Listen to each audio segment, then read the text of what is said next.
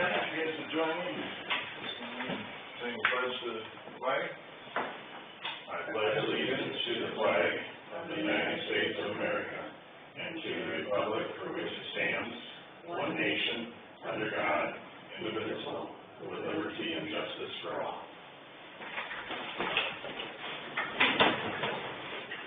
Mr. Schulte? Yes. Mr. Jones? Here. Mr. Helmers? Here. Mr. Bohr? Here. Here. First item is to look at our agenda for the day. I would ask us to consider adding the receipt of the petition for DD 9 lateral 2 and consider identifying an engineer on that.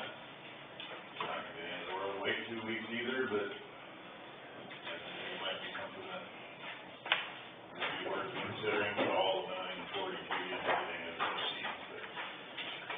It would need to be on the agenda to do that. So take a motion on the agenda, either with or without that. I'd make a motion to add that to the agenda. For actions, would you make a motion on the agenda with that Yes, addition? with that addition.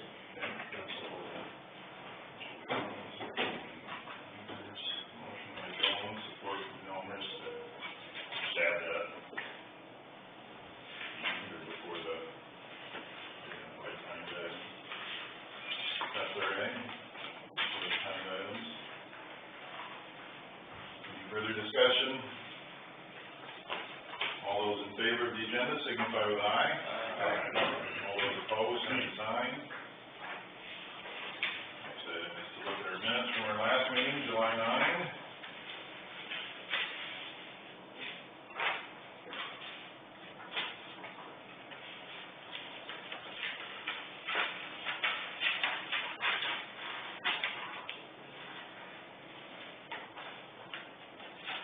I didn't see it here, so I'll make a motion to approve. I'll second that. Approval from Mr. Schulte, support from Mr. Jones. Further discussion, comments? Put them on the minutes, otherwise. All those in favor signify with aye. Aye. All those opposed, same sign. Look at our August schedule. We got things, public hearings identified for the 13th. That's going to need to be one of the 8th. 27th would likely be the other one. Any reasons for other dates?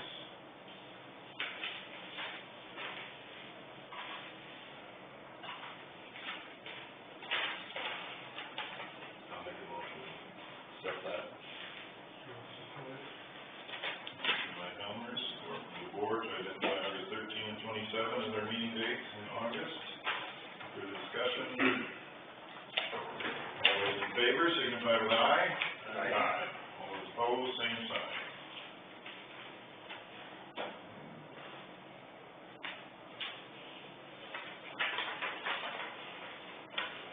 Next, we have a contract with Nyhart. Required to have Gatsby, which maybe someday I'll fully understand. Blankly. Reviewed and tested and who we've used in the past, a 2-year contract, correct? No?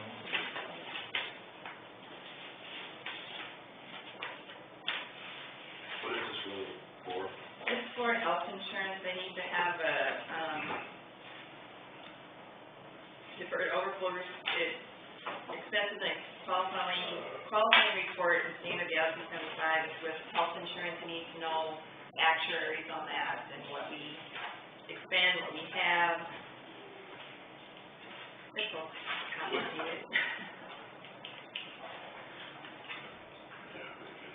It's open, yeah, both employment benefits other than pension. There's somebody who wants to retire, so they can keep insurance. Even though we don't participate in the cost after they retire, we still have to account for what that could cost and would look like.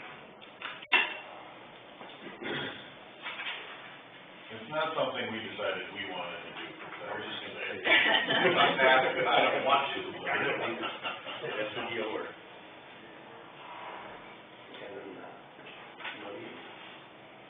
And as far as the contract goes, when we got this, was what I assumed was something of a form contract, contract of adhesion, one that you just expect people to sign. When I went through it, it became kind of apparent to me that it wasn't written by an attorney. It seemed very much to me like it was written by one of the people that was probably providing the services. So I went through and there were some provisions in there I didn't really like, considering the excess fees. We didn't cut a whole lot of that language out. I think that their excess fee structure is probably pretty reasonable if they have to do extra work. But besides that, there were some issues just kind of regarding, let's see here, the relationship of the parties. There were some qualifiers in there about disclaiming any potential liability I didn't like that I took out. I pared down the client responsibilities, significantly pared down the dispute resolution section, because that would have bound us to arbitration, to meetings with their executives, and really cut us out of any kind of injunctive or specific relief that we could get from a court if we felt they weren't performing or if they had harmed us. And going along with that, the indemnification provision previously was almost a page long, and I cut it into a paragraph because their indemnification provision essentially gave them the opportunity to skirt or completely avoid any potential liability if they screwed up some aspect of this actuarial modeling, which could then impact people's benefits. And, you know, I have a murkier understanding of how this works than Rochelle probably. I really don't only look at the contract side of it, but to me the implications were that if they were going to, you know, give themselves a full page worth of indemnity and not give us the same thing, then I wasn't really all that interested in doing that. So that's kind of what we did there. I think we probably do a good job if you guys have been using them, but I just thought the contract needed a little chopping down. Did they agree to the changes? They did. With actually no consultation either, so I'm not really sure who it went through or anything, but. Motion for approval from Schulte. Support from the board. Further discussion? Comments, questions? I appreciate you doing that. The problem is that it's even hard to understand looking at it. Yeah, absolutely, and some of it, when I first read through it, was a really interesting, let's just say, so, yeah, no problem. Thank you. All those in favor of approval of the contract signify with aye. Aye. All those opposed, same sign. Look at approving cooperative energy Class C beer permits. I'll make that motion. Second. Motion by Mr. Elmers, support from Mr. Jones for approval of that permit. Further discussion? All those in favor signify with aye. Aye. All those opposed, same sign. Everyone's signature on this one? Yeah. Okay. Now, signature on the permit.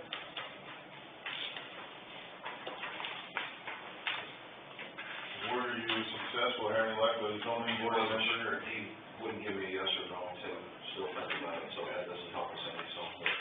Okay. Yeah. In the meantime, Looks like next option. Yeah. identify one of our own for the time being. Did you agree for that? Yeah. We saw that one back. He came in this morning saying how much he was enjoying the meeting. I'll be the temporary guy. Maybe this guy will say he was going to think about it. Take action at that time. I told him, did anybody call you? No. Because like people trying to let him know what it was, they all, I wasn't quite sure what it did, so. No one's contacted me. Okay. Yeah, I'm not sure that he's gonna go. Okay. Yeah, that's not something I want to put within the realms of our board. It would be by interested individuals that at least for the sake of the meeting, have someone there. Would we want to do a motion to temporarily appoint Mr. Jones to the zoning board? I'll make that motion. Did you train board too? Yeah. Mr. Elmers makes the motion and Mr. Ward supports the temporary appointment of Mr. Jones to the zoning board. Any further discussion? All those in favor signify with aye. Aye. All those opposed, same sign. I'll abstain. Right. He did not talk to, but I'm guessing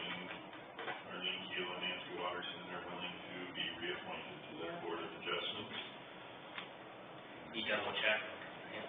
Well, Carol brought it up to me, so I'm sure that They're all good. they're all good, otherwise she wouldn't have said that.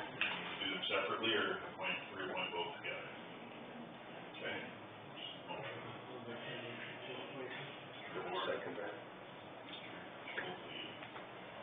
Motion support to reappoint both Arlene Keel and Nancy Watterson to the zoning board of adjustment.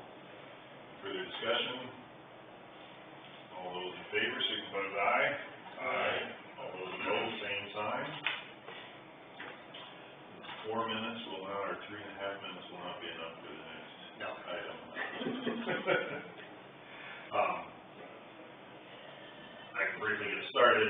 One of the two issues was Cassuth County came to our meeting again last month and expressed interest in joining yet this year. Obviously July 1st, but at some point prior to the next fiscal year. I shared, and I think I would just as soon wait and follow our bylaws and say that adding and losing members is primarily a fiscal year change, but the bylaws do allow for us to waive that time frame requirement.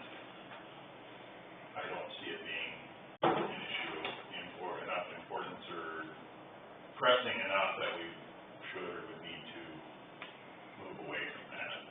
But I didn't want to solely stand on that stance. If you guys really didn't care or wanted to see a different approach, I said ultimately a big hiccup in it is not whether we want to consider them, but they landlock Emmett and then would force all the issues of whether Emmett could stay with their existing region or if they would be forced to join our region, and we still don't have clear answers on that. I believe our region has been told that there will not be isolated counties or non-contiguous counties. This last month seemed to indicate that, well, that's not settled. DHS clearly said that to our region at one of the meetings, so I don't know why I would assume otherwise at this point, but I guess I just wanted a better understanding and feel about what you guys thought, or you didn't want me taking that somewhat hardline stance. The bylaws indicate that the applications and approval should be done by, well, the regional level by December 1st, so that we can start the budgeting process for the new fiscal year with that in mind. Financially, go ahead. So what happens with them then, if Cassuth joins? My opinion on what the state has said is they would be forced to become part of our region. Who do they have next to them or around them that they would be? Cassuth is basically two counties tall from north to south, Yeah. so Emmett would be stuck against the Minnesota border. Cassuth and Dickinson and Palo Alto, which are currently in our region, they would become non-contiguous with their existing region.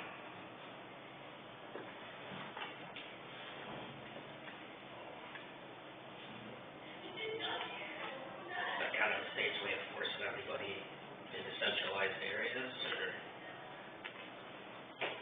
I don't know that I would go quite that far, because they want people to be where they want to be.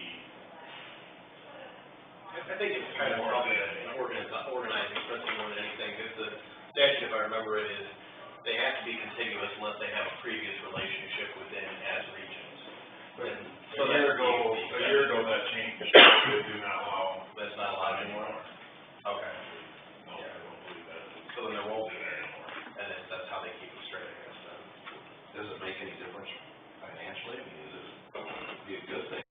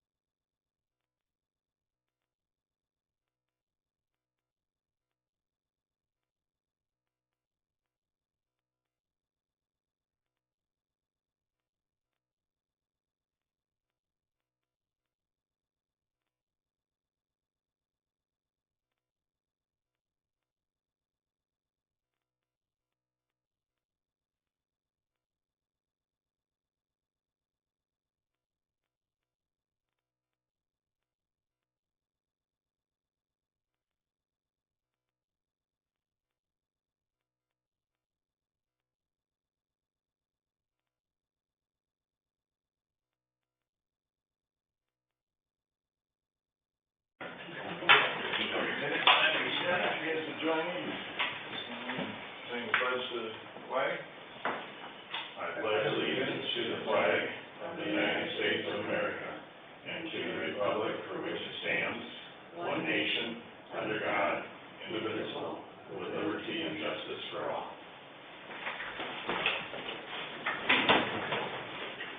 Mr. Schulte? Yes. Mr. Jones? Mr. Helmers? Here. Mr. Moore? Here. Here. First item is to look at our agenda for the day. I would ask us to consider adding the receipt of the petition for DD 9 lateral 2 and consider identifying an engineer on that. Not gonna be the end of the world to wait 2 weeks either, but I think it might be something that would be worth considering with all of 940 feet and everything as a receipt. But it would need to be on the agenda to do that, so take a motion on the agenda, either with or without that. I'd make a motion to add that to the agenda. Or Atkins, would you make a motion on the agenda with that Yep, addition? with that addition. Okay, that's all. Motion by Jones, support from Helmers to just add that. Either before the identified timed item. That's all right? For the timed items. Any further discussion? All those in favor of the agenda signify with aye. All those opposed, same sign. Next item is to look at our minutes from our last meeting, July 9.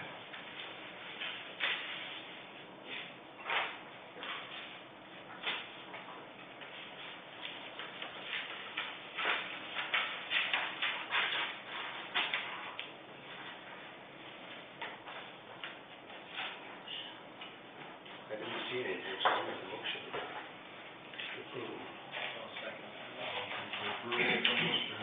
Schulte, support from Mr. Jones. Further discussion, comments? On the minutes, otherwise. All those in favor signify with aye. Aye. All those opposed, same sign. Look at our August schedule, we got things, public hearings identified for the 13th, so that's when we need to be one of the dates. 27th would likely be the other one, any reasons for other dates?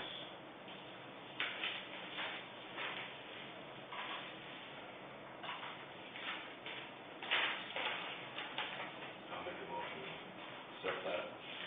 Motion by Helmers, support from the board to identify August 13 and 27 as our meeting dates in August. Further discussion? All those in favor signify with aye. Aye. All those opposed, same sign.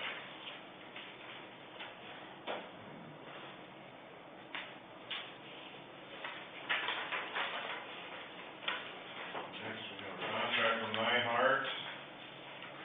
Required to have Gatsby, which maybe someday I'll fully understand, blankly. Reviewed and tested and this is who we've used in the past, the 2-year contract, correct, Michelle?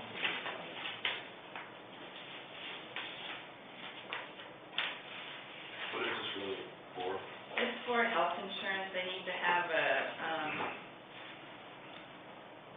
deferred overflow, expenses and qualifying report and standard Gatsby 75 with health insurance, you need to know actuaries on that and what we expend, what we have.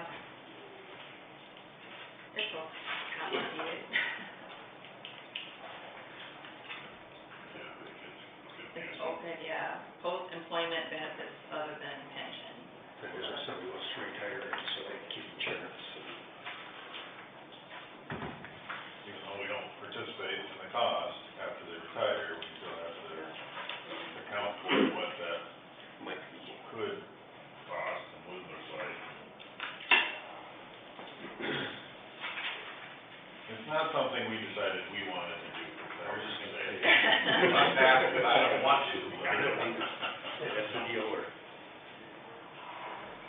And then, money. And as far as the contract goes, when we got this, it was what I assumed was something of a form contract, contract in the union, one that you just expect people to sign. When I went through it, it became kind of apparent to me that it wasn't written by an attorney.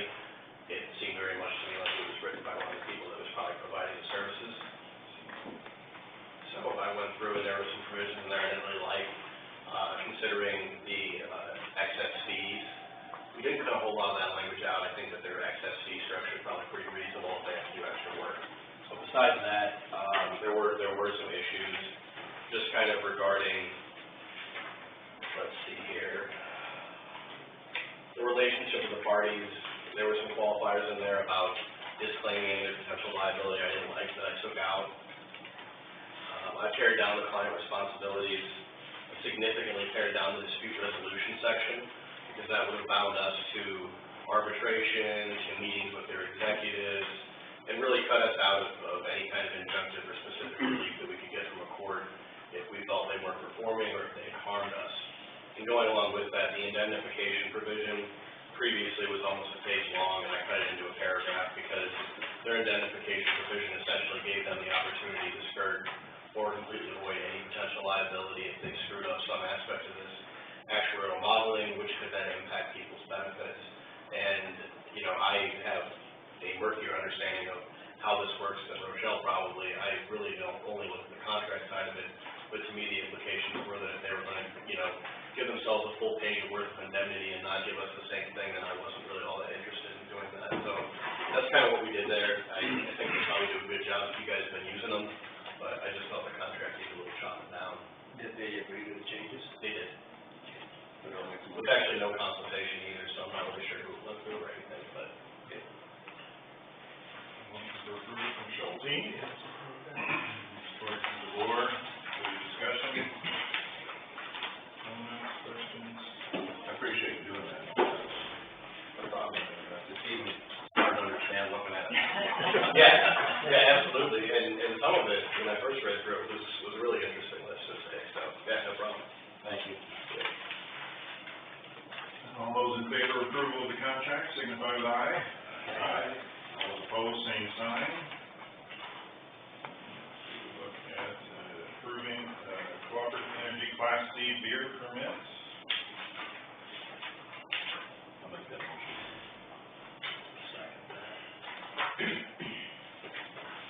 Motion by Mr. Elmers, support from Mr. Jones for approval of that permit.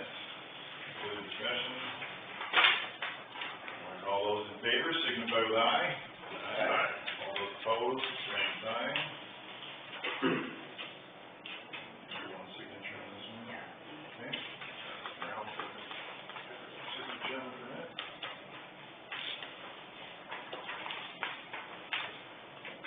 Ward, are you successful having luck with the zoning board member? He wouldn't give me a yes or no, and say, still thinking about it, so that doesn't help us any, so. Okay.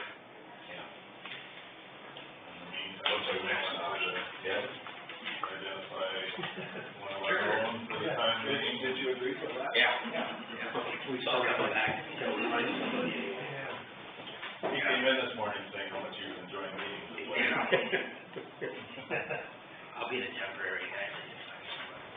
Maybe this guy will say he was gonna think about it. Take action at that time. I told him, did anybody call you? No. Because like people trying to let him know what it was, Dale and I wasn't quite sure what it did, so. No one contacted me. Okay. Yeah, I'm not sure that he's gonna go. Okay. Yeah, that's not something I want to put within the realms of our board. It would find interested individuals that at least for the sake of the meeting, we have someone there. Would we want to do a motion to temporarily appoint Mr. Jones to the zoning board? I'll make that motion.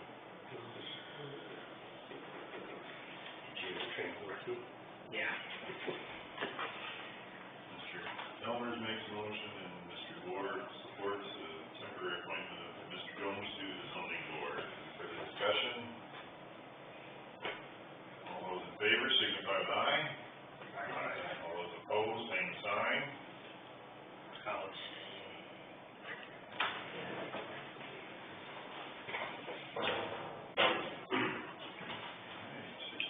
He did not talk to, but I guess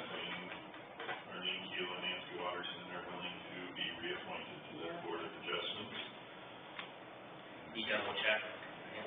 Well, Carol brought it up to me, so I'm sure that They're all good. they're all good, otherwise she wouldn't have said that. Do them separately or reappoint both together? Okay. Second that. Motion support to reappoint both Arlene Keel and Nancy Watterson to the zoning board of adjustment. Further discussion? All those in favor, signify with aye. Aye. All those opposed, same sign. 4 minutes will not, or 3.5 minutes will not be enough for the next No. item. I can briefly get started. One of the two issues was Cassuth County came to our meeting again last month and expressed interest in joining yet this year. Obviously July 1st, but at some point prior to the next fiscal year. I shared that I think I would just as soon wait and follow our bylaws and say that adding and losing members is primarily a fiscal year change, but the bylaws do allow for us to waive that time frame requirement. I don't see it being an issue of enough importance or pressing enough that we should or would need to move away from that. But I didn't want to solely stand on that stance. If you guys really didn't care or wanted to see a different approach, I said ultimately a big hiccup in it is not whether we want to consider them, but they landlock Emmett and then would force all the issues of whether Emmett could stay with their existing region or if they would be forced to join our region, and we still don't have clear answers on that. I believe our region has been told that there will not be isolated counties or non-contiguous counties. This last month seemed to indicate that, well, that's not settled. DHS clearly said that's to our region at one of the meetings, so I don't know why I would assume otherwise at this point. I guess I just wanted a better understanding and feel about what you guys thought, or you didn't want me taking that somewhat hardline stance. The bylaws indicate that the applications and approvals should be done by, well, the regional level by December 1st, so that we can start the budgeting process for the new fiscal year with that in mind. Financially, go ahead. So what happens with them then, if Cassuth joins? My opinion on what the state has said is they would be forced to become part of our region. Who do they have next to them or around them that they would be? Cassuth is basically 2 counties tall from north to south, Yeah. so Emmett would be stuck against the Minnesota border. Cassuth and Dickinson and Palo Alto, which are currently in our region, they would become non-contiguous with their existing region.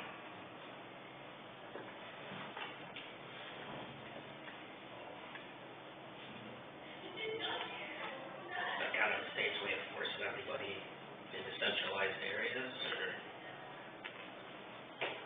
I don't know that I would go quite that far. I think they want people to be where they want to be.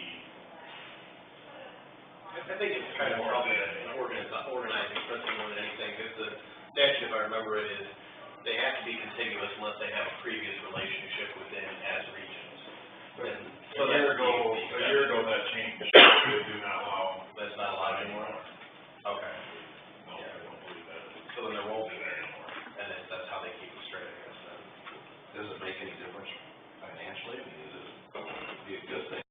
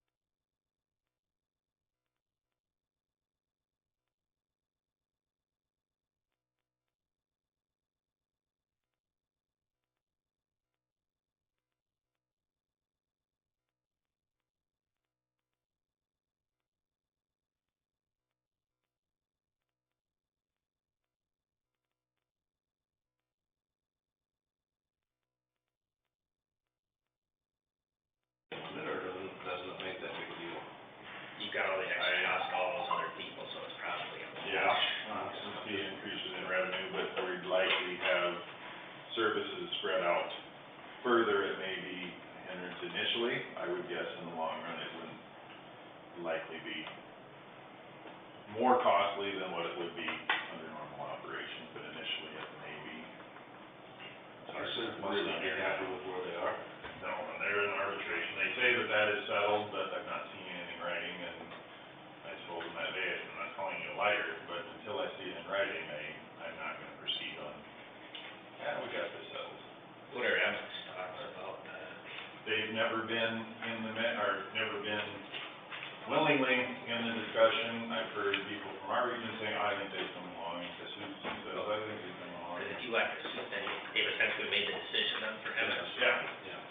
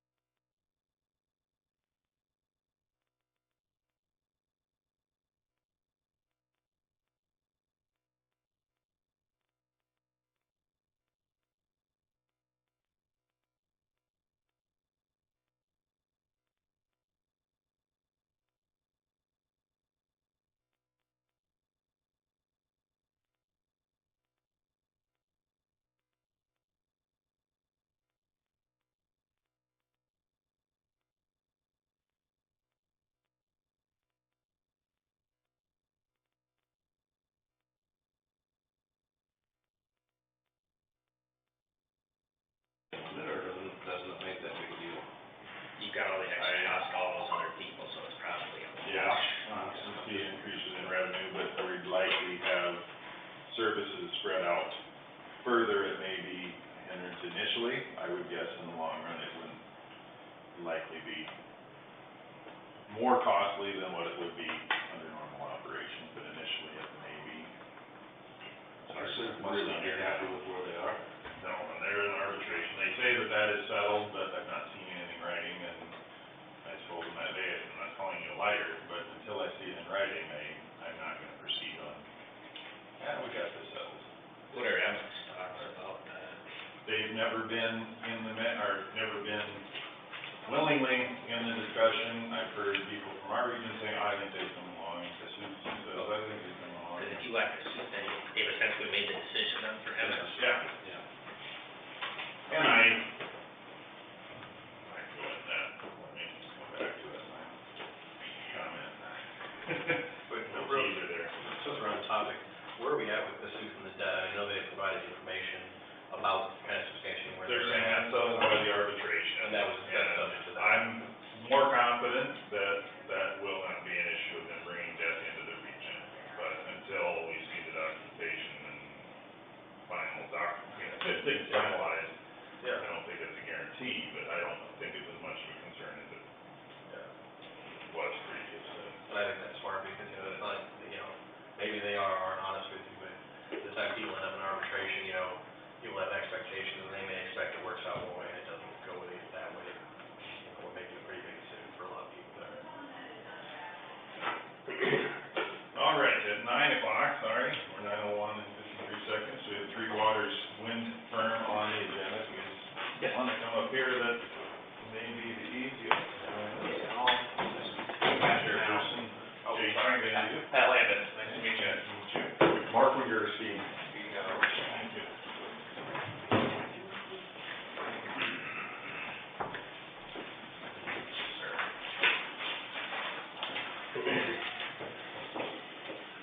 Most importantly, we're from.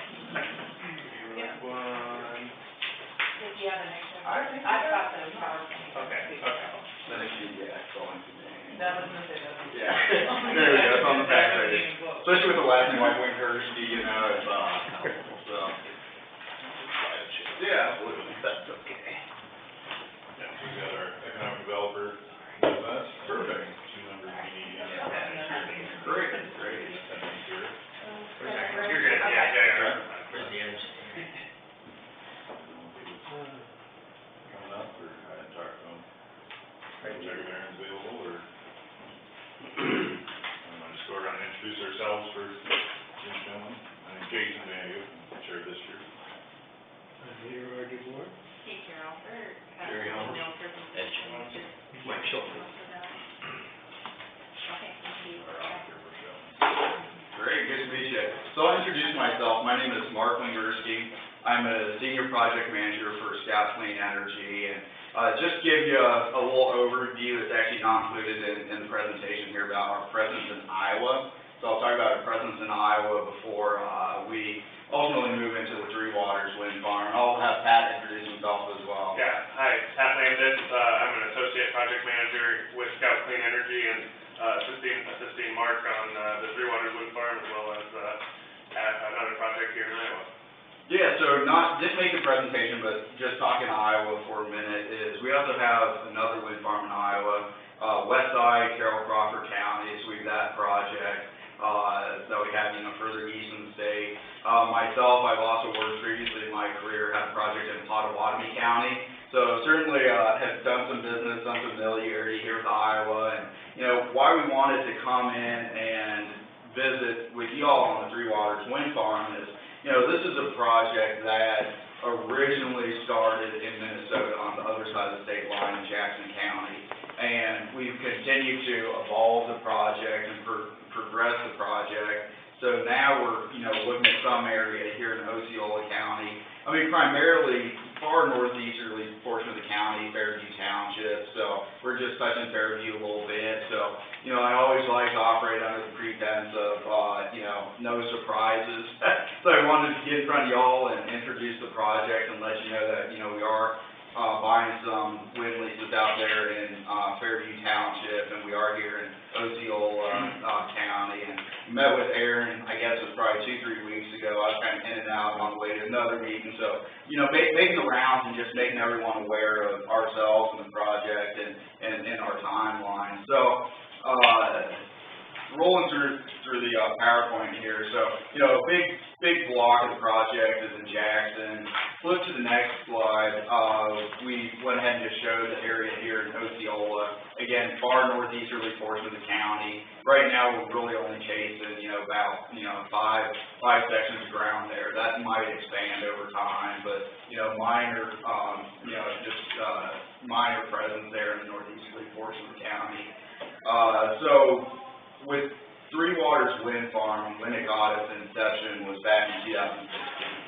So 2016 is when we first started chasing wind leases in the project and good neighbor agreements. And, here in Osceola, it's really spring, due to landowner interest, spring of 2019, we started picking up some agreements here in Osceola, next door over in Dickinson as well. Our local council, we have a couple different firms we use. Local to the cities, as they're also licensed in Iowa, Frederickson and Byron. We use NineMaster as well, so some of our local council. Just where we're rolling through on the timeline is this project. We've signed a purchase power agreement with the Minnesota Municipal Power Agency, and this acreage may or may not be included in the project. It's a little too soon to tell, just as everything continues to come together. And the reason for the uncertainty at this stage of the game is the project is unique in the sense that it has a 2021 commercial operation date. So we aren't, staring down the barrel of trying to get a project out of the ground and up and operating by then in 2020. We got us a little bit of time. Got us a little bit of time. If we end up having facilities here in Osceola, work through a road use agreement and, with all the associated agreements. So we got time on our side, which is the good news here on looking at a 2021 project. Visiting with Aaron and, pulling the ordinance here for the county, that's been one of our development obligations to really understand Osceola, understand everywhere we do business on what it's going to take to, ultimately get a project permitted if we end up building something here in the county. So what I wanted to hit on a little bit, not included in the presentation, but ultimately, who is Scout Clean Energy? When you see the name and really hit the high level of the project, I'll go a little more into the project here in a minute, but so who is Scout? And we're a Colorado-based renewable energy development company. We're vertically integrated, so our intention on our projects is not only to develop the projects, oversee construction, and then ultimately operate the project through its life. And when we look at a project such as Three Waters, we're looking at a project that would have a 35-year life cycle. And a lot of folks always ask, well, how do you come up with, 35 years? If you throw a dart at the wall and you hit 35, and that's the right number. And when you look at new turbine technology on the market, so we will end up actually utilizing a General Electric machine on this project. And if you're changing gearbox oil, flushing hydraulics, treat these machines right, you should be able to get 16 to 17 years out of one generation of wind turbines. So our intention would be to repower the project once. Those second generation machines would last another 16, 17 years, which ultimately gets you to your 35-year life cycle. So for us as a company, vertically integrated, we develop, we construct, we operate and maintain our projects through that 35-year life cycle. And after 35 years, do you take them down and clean it up? Absolutely, absolutely. So in our leases, we have a decommissioning and reclamation removal provision in our leases. So we're required contractually with our landowners to ultimately take the machines down and to reclaim the ground. What we found is, a lot of farmers sure like to use these urban access roads. So there's also a provision where if they want the roads kept in, we'll keep the roads in. So we're based out of Colorado. This is one of actual, two projects that we have here in Iowa. We're actually owned by an Australian private equity firm called Quinbrook Infrastructure Partners. So we're actually owned, our parent company is an Australian company. The North American headquarters for Quinbrook is out of Houston, and our development office is based out of Colorado. So here locally, we do have a local office up in Jackson. So if you're up that way on the south side of town, you'll see the Scout Clean Energy sign up on the south side of town. That's where our local office is. So, really the intention of us coming in today is to make all y'all aware that, we are out buying wind leases here in Osceola County. We have a project that will go into commercial operations in 2021. We'll try to have a little better feel, fall into winter on, what if any wind turbines will actually end up, going in here in the county, and we'll be able to provide a little better clarity towards the end of the year. So that's a real high-level overview as to, who we are and the project and what we're up to here in the county. So I always like to make sure there are no surprises. So, folks are, running around saying, someone from Scout was at the farm talking about the Three Waters wind farm. Y'all know we're here and what we're up to.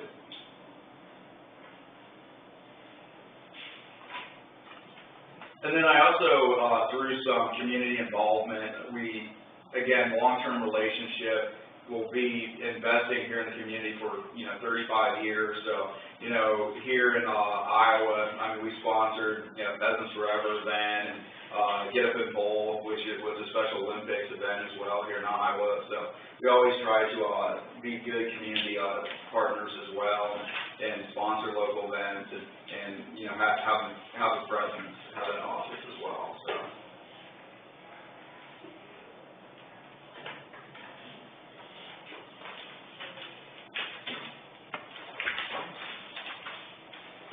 So that's overview. That's who we are and what we're up to. And any questions, comments, concerns? Go ahead. No, go ahead. Will all the turbines be the same? Yes, sir. Yes, sir. Okay, and there's a deal on here about a greater setback may be required to minimize shadow flicker. Nuisance noise and other possible. So would you just locate them further away, or would that be a different type or a smaller turbine? Absolutely. The usual mitigation is just simply set back further from the occupied residence. So that's how, if you're looking at, 30 hours of flicker per year, and let's say, you're right at 30, if you end up moving that turbine, and we'll have a full flicker study done, so they're tracking the sun's pattern, seasonally as well. So also, not only moving further away from that occupied residence, but oftentimes, if you relocate north-south as well, it'll help to minimize your flicker impact. We'll also have a full shadow flicker and a full noise study of, where the proposed turbines will be, and then, you know, have all of the residences, you know, in the area and within a buffer area mapped, and just to ensure, you know, there is no nuisance to the landowner. And recently, we've had some issues with different wind energy projects, resulting in some litigation, thankfully that's been resolved. And, the issues kind of arose during a zoning board meeting, and the company made a presentation, you know, what kind of presentation do you plan to make when it comes time to actually sell this to the zoning board, and the council president, will council be taking a role in that? What kind of plan do you guys have for a meeting? Because that's kind of where we ran into some issues last time, we'd like to kind of be cognizant of that, be heads up. Absolutely. So our strategy on the majority of our projects is to meet with our landowners one-on-one. So we have a provision in our wind lease where we will consult with our landowners on the location of all wind facilities on their property. So that's the turbines, that's how, you know, getting the power out, underground collection, that's, you know, how we're going to walk the crane across the farm, that's, you know, where we're going to locate the turbine access road. So our preference is to usually do one-on-one meetings. Certain areas, certain places, we've done big community meetings as well. I mean, if it's a big project, say you have a town in the center of it, to make sure everyone, whether they're receiving the wind turbine or not, are aware of the project, afforded the, you know, ability to ask questions as well and voice their concerns. So it's really site-specific. So if they hear in Osceola, the approach, and we're always open to suggestions, would be to really work one-on-one with the landowners, you know, get up in front of the board, you know, give a full presentation on the project, and we go, I mean, completely ground up. So it is, you know, what to expect. We'll have our construction manager in there, what to expect during construction, the entire process, and so rolling into operation and maintenance. If there are concerns, you know, how to contact that construction manager. If there are concerns about how we're laying facilities out, how to get that addressed. So here I'd say, you know, one-on-one with the landowners as opposed to a big community meeting. Again, always open to suggestions, and then ultimately have the presentation to the board, laying out the entirety of the construction. Your landowner and good neighbor agreements would be done prior to seeking the. Absolutely, absolutely. Again, that's the unique thing about our timeline being in 2021 COD, because from a time standpoint, you aren't up against it. So we have the ability to get the site leased, and really that's where you see the participation. I mean, you're able to get your lease assigned if we have a big block of land there, and things have been going well for us in Iowa. I mean, you have those landowners that are supportive, you know, they want to see the project go. Granted, you have those conversations, you know, what's the best way to get the power back out, how to minimize or impact the drainage tile with that collection with those roads, and working through all those specific landowner concerns, and get in front of the board and just rolling out the entire process. Working through road use agreements, as part of the whole zoning process too, I think there is going to be required, if I believe, I can refer to this later too, but I think there's a public informational meeting that'll be required, you know, that would be, you know, done by Scout, that'd be open to the public, and then on top of that, there'll be at least one public hearing. So those are some, I think, required items, you know, too, for the.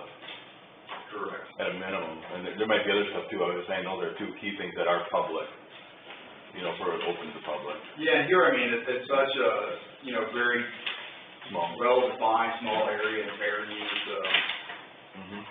It's gotta be close to the other wind farm, is there any? Yeah, the rule of thumb is 20 rotor diameter setback. So when you look at from an existing project to a new project, you're looking at 20 rotor diameters to avoid any potential litigation between the two projects, so. Yeah, absolutely. Yeah. Notification for those public meetings, you know, will number one be in the local papers, you know, and there's timelines on that, and then on top of that, there'll be requirements for notifying within a certain distance from each of these turbines, any land that hits those, you know, any land ownership that hits those, and any residences. So yeah, I think that's some general things to consider. Yeah. And just out of curiosity, you mentioned rotor diameter. Part of our issue that we recently had is that the zoning variance that was sought was larger diameter rotors for these older windmills and these older turbines. Since y'all are talking about 3 generations worth of windmills here, do you anticipate maybe putting bigger rotors on? I'm just interested to know, does that affect your setback requirements if you got to plan ahead for bigger So the way that we're actually doing our modeling for the project is with two different General Electric machines.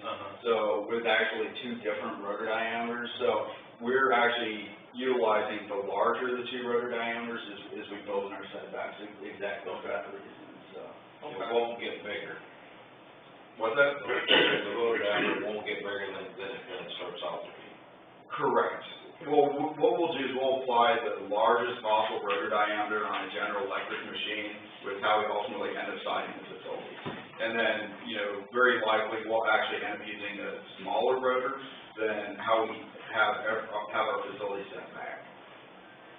A lot of that Worst case. will depend on what happens with technology too over the next 16 years, for example. So, like what happened with this other wind turbine farm, I mean, that all those setbacks did not comply any longer. So they had to kind of go through a mini process of like what you're gonna have to go through even a little bit more, because they kind of had to go through the same steps again. Absolutely. To get all those variances and all those, you know, things addressed. Yeah, I mean, with them going from that Flipper 2.5 Liberty now to the GE machine, I mean, those variabilities in your rotor diameters between the two, it makes things pretty complex, so. Say 35 years. Where do you come up with that magic number or what? Yeah, so 35 years is the life cycle for two generations of wind turbines. So we look at the new General Electric machines that are hitting the market now. If you change your gearbox oil, flush hydraulics, treat those machines right, you should be able to get 16, 17 years out of that wind turbine. We look at from a repairing standpoint, what you see going on over repairs, it's realistically going to take you, I mean, weather dependent, you're probably looking about 9 months to a year to get that factoring in permitting and everything, and actually doing the construction work. You're probably looking at about a year to repower a project. So then we look at installing the next generation of wind turbines, which we figure should have the same life expectancy at about another 16, 17 years, and that's ultimately how we come up with the 35-year number. So in essence, you know, 2 cycles of wind turbine at the wind farm. How long are your leases? Our leases are 35 years as well. 35 years? Correct. And what are you doing with all these blades? All the blades? As your projects get redone, you know, the blades aren't recyclable. And a lot of the landfills have been filling up with these blades. So I'm curious where you're taking your blades to dispose of. So what's unique is, I had a project, so previously I was the land development manager for BP, and we had a repower actually out in California, and it was on the Gorgiano Pass, Riverside County. And we actually took down 168 Windmatic wind turbines, and we actually found a buyer for them in South America. So they actually never ended up in the landfill. So we are seeing secondary market for some of these machines. I mean, ultimately, depending on what steel prices are doing, I mean, your actual tower, I mean, you have lumber value to your tower, your blades, I mean, there are instances where they're chopped up and they end up in the landfill. I know all the blades from here went to a different landfill somewhere else out of state, for the ones that they redid, these Clipper ones. Yeah, so you really have to look at the secondary market. There are some other turbines, I mean, you know, use an example, Windmatics out there in California, some of the Vestas machines are sought after on the secondary market as well. You do have some machines that get a big push in a lot of projects. I mean, as you see here in Iowa, you know, the first big project's going in kind of early 2000s. So, I mean, not that different from vehicles. You're looking for some replacement parts as well. So depending on the turbine make and model, some of those older machines that might be getting taken down from a repairing standpoint, they can be valuable from a parts standpoint on another project. So it's really wind turbine specific on what ends up getting reused and what doesn't. What's the lifespan of the blades? The blades, they should last at least 15 years. I laugh because they are subject to weather-related forces. So what you do not want to have happen is those blades, if you have a bad hail event, hail can greatly limit the life expectancy of your turbine blades. So hail's, from a weather standpoint, one of the hardest on blades. In addition, lightning strikes will limit the life expectancy of the blades as well. Since you have it on here, I guess I'm going to ask, what are you doing to mitigate the avian effect? I'm from the turbine? Yeah, so what we do is we have a minimum of 2 full years of AVN and VAT studies, before we look at moving forward with the project. So here in this area, we've actually found a really clean site. So, I mean, we'll do our full raptor nest surveys, we'll do our full bat surveys, and that way we see if we're in a high use area, which we are not in. So we have a very low use area from a bat and from a bird standpoint. So we have 2 full years of studies, and we consult and coordinate those studies both with DNR and Fish and Wildlife. Because I know what the current wind farm is, there is a fair amount of bats and birds underneath those turbines. And if you're gonna be in the same area, I would imagine it's gonna be a lot of the same. Yeah, in our conversations with DNR in this area of Iowa, is you do have a baseline on existing wind farms, and they do, at least 2 years of post-construction monitoring. So there are absolutely lessons learned from a siting standpoint. I mean, you don't want to go packing your turbine too tight into a site. I mean, it really is the science behind laying your project out in the right location with minimal bird and bat presence, so you ultimately minimize your impact to those species. So all that's done in consult and coordination with both agencies, DNR and SWS. But how are you mitigating it, I guess? Yeah, so mitigation measures, for bats specifically, you'll feather your blades below the turbine's cut-in speed. So by feathering the blades, you're running your blades, what we found in the study, so feathering your blades, the blades are ultimately turning at a slower speed, and the bats with their sonar are able to pick the blades up easier, so they avoid the turbines before, and that's applied science really, I'd say, within the past, 4 to 6 years, as all this, the science behind post-construction monitoring has come out. So when you look at mitigation, feathering blades below your cut-in speed, making sure that you're siting an adequate distance away from any occupied raptor nests as well. So there are good science and good rule of thumb that you want to be at least, a quarter mile away from your occupied raptor's nest. As those fledglings are learning to fly, that gives them the physical space between that nest and the turbines to learn to soar without actually having an impact event. So there are those mitigation measures that are recommended.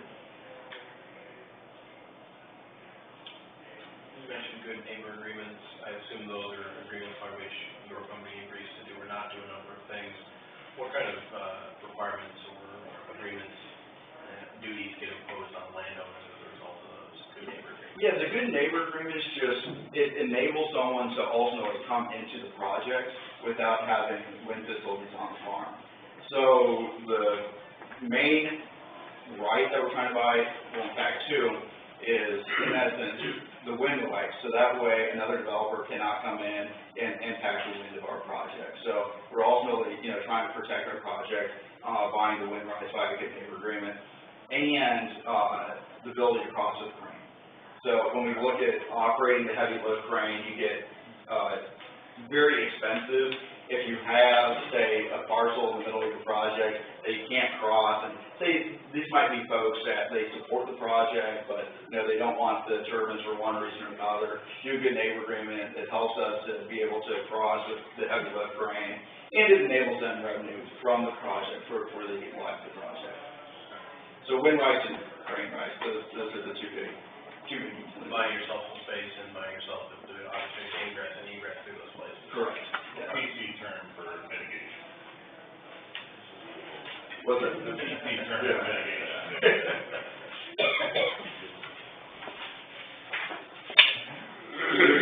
Yeah, we sure appreciate the time, and now you know who we are, so if any questions, comments, concerns come up, feel free to reach out, so.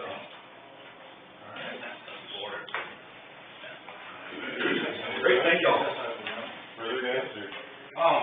The only thing I have, on this map back here, it looks like Highway 9, and you're below Highway 9. Osceola County has land above Highway 9.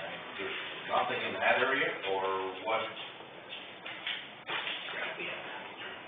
Yeah, Maybe, is that the line, where it says Highway 9 over here, or is it, I can't, it's so small, I can't. So the county highway 9, that's a state line that they're looking at. Yeah, the dark gray is the state line. Yeah. Dark, that's 100 feet. This here?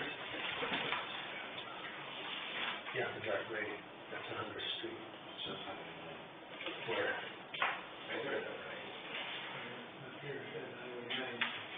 County. Yeah, the county highway, Is the line set on that too? Is that what it's called? Minnesota has a, Okay, I just was looking at that and I said, if it's Highway 9, I can't read all those numbers. Yeah, the Mike didn't give me the class. For better or worse, it's the most northeastern corner of the county, so up to the state line and then to the county line. Do you have any intentions of going any further into Osceola County?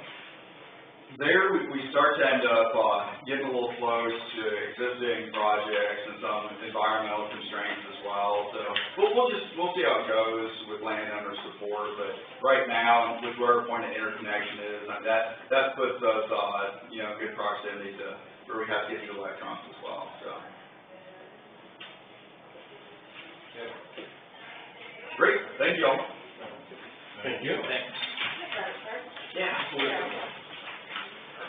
There you go. No, I went out there, his dad was, granddad was, got all around the world with them, so. What's it? but to the county highway. I got Hawkeye family, my dad's parents both went there, met there, and dad got a law degree from there, so. My mom was a Panther though, so. Okay.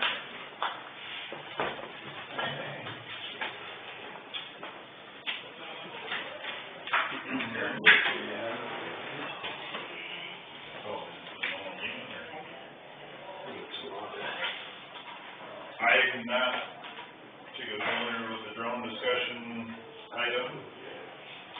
What, initiated?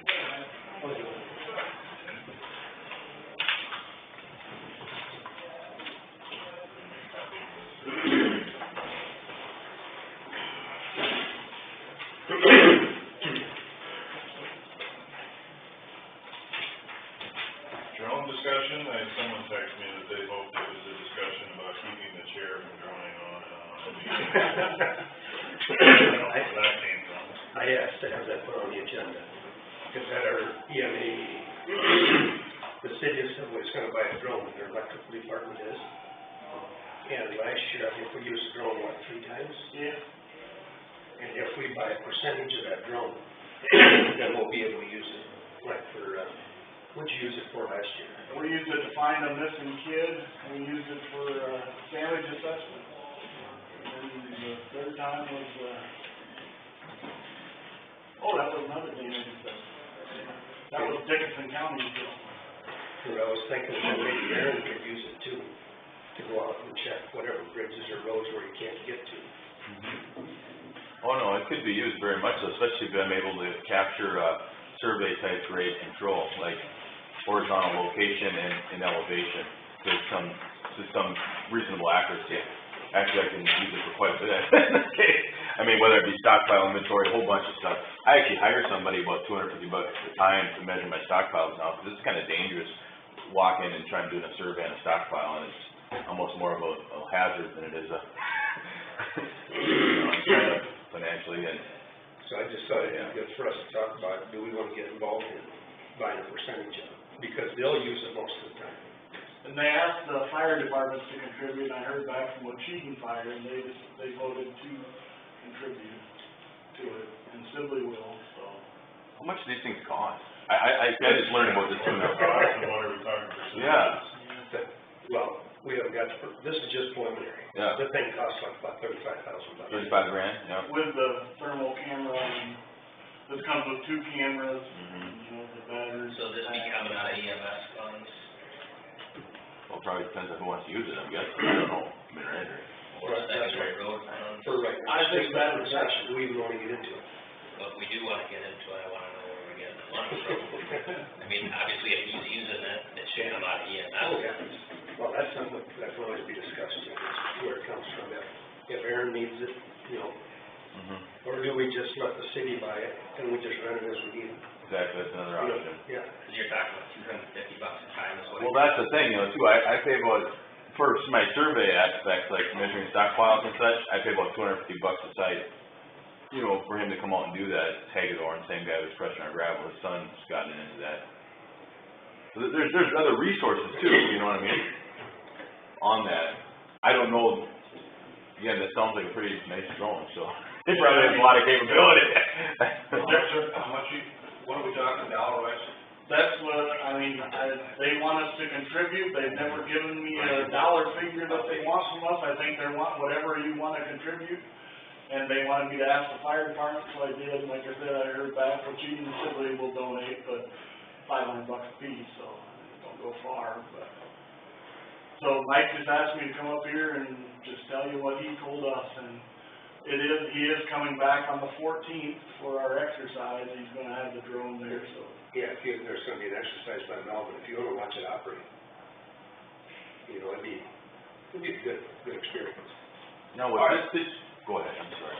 I like the concept or the idea of it, I guess at this point I would consider more, or I would ask if they would consider some sort of rental agreement, drafting some sort of rental agreement, because if they're using it Cause 82 days of the year, and the one day we wanna Well, use that's it, what I talked to if Mike they about a see it, little bit too, I is, mean, then I just shouldn't say, well, we'll rent it for that day or whatever, or else we go look for it elsewhere.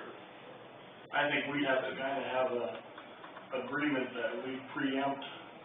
You know, if I wanna use it for a storm damage assessment, say a tornado wipes out a town, I don't want simply to be using it for inspecting their power lines, at the same time, I wanna use, you know, I think you might run into a little bit of conflict there, maybe, I don't know. Simply is buying them? Yeah. Sibley is, well, they're in the planning stages, I think they're pretty much decided to buy one, you know. For $35,000. Yeah. That's why I thought, you know, it'd be nice to talk about it, you know, give us an idea what's going on. Leave lights on here a little longer. Do what? Kidding.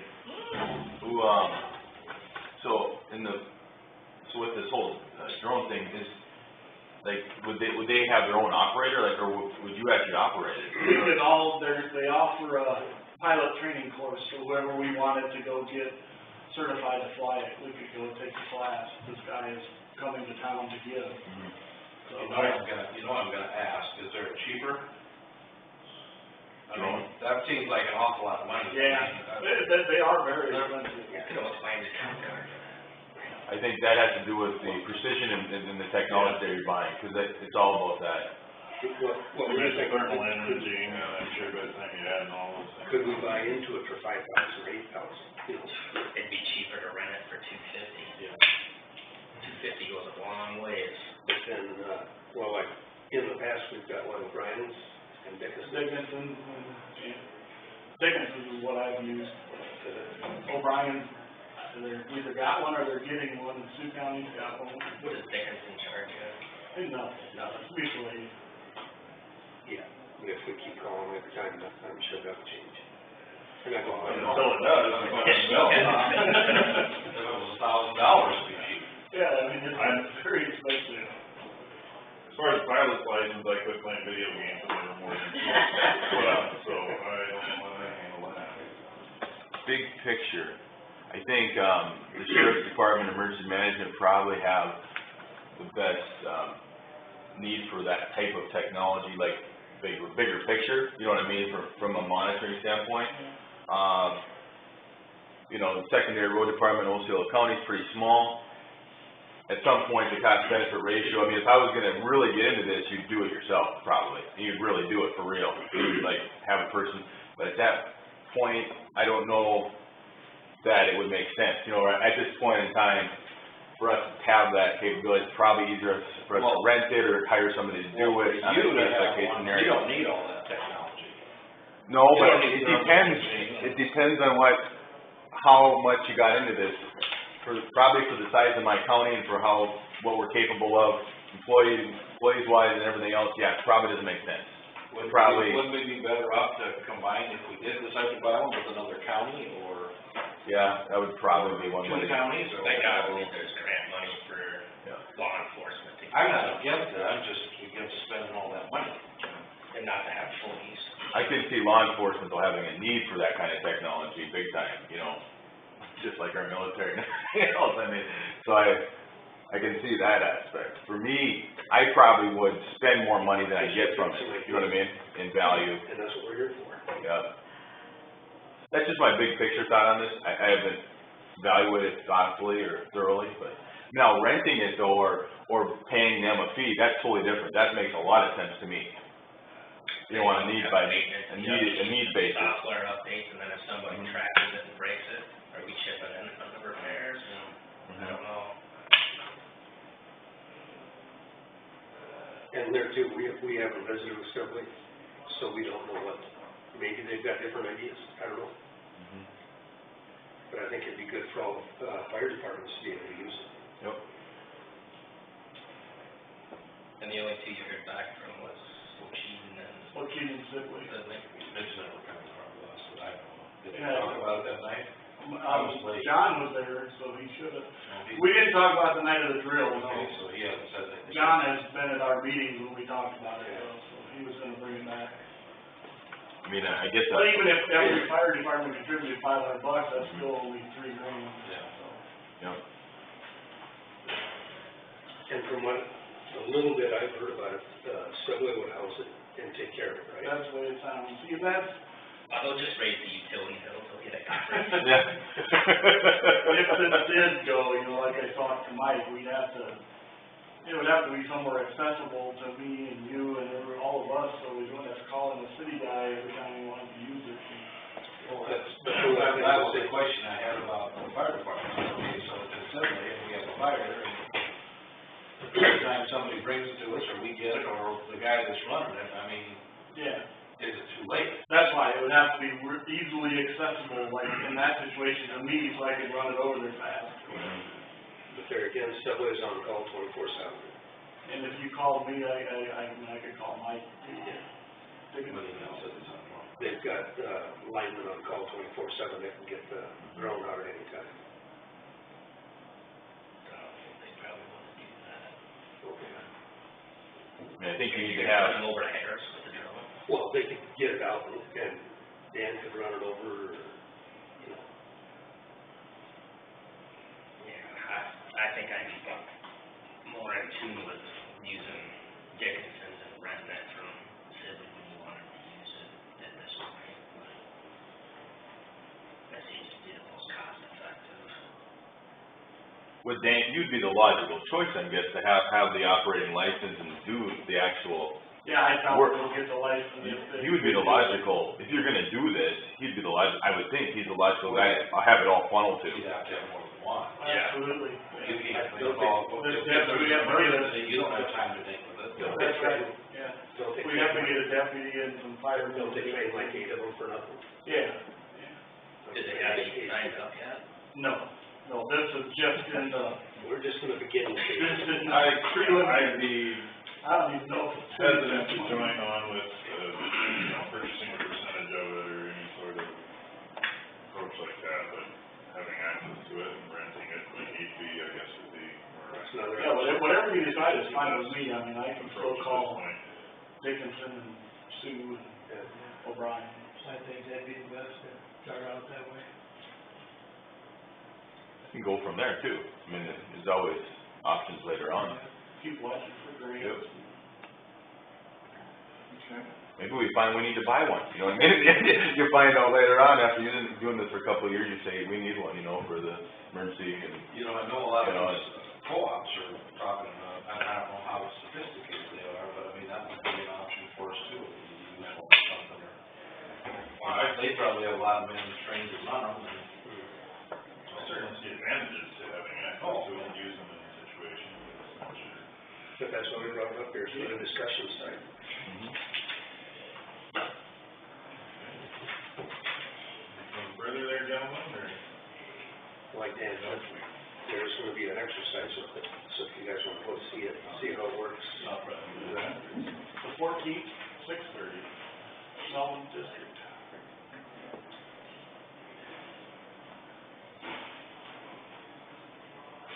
Send out an email or something. Wilton? 070.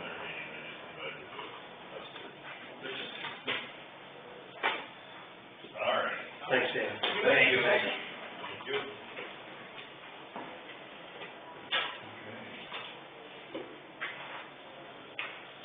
Oh, where's this about? Sidewalk interconnection. Yeah, back to that.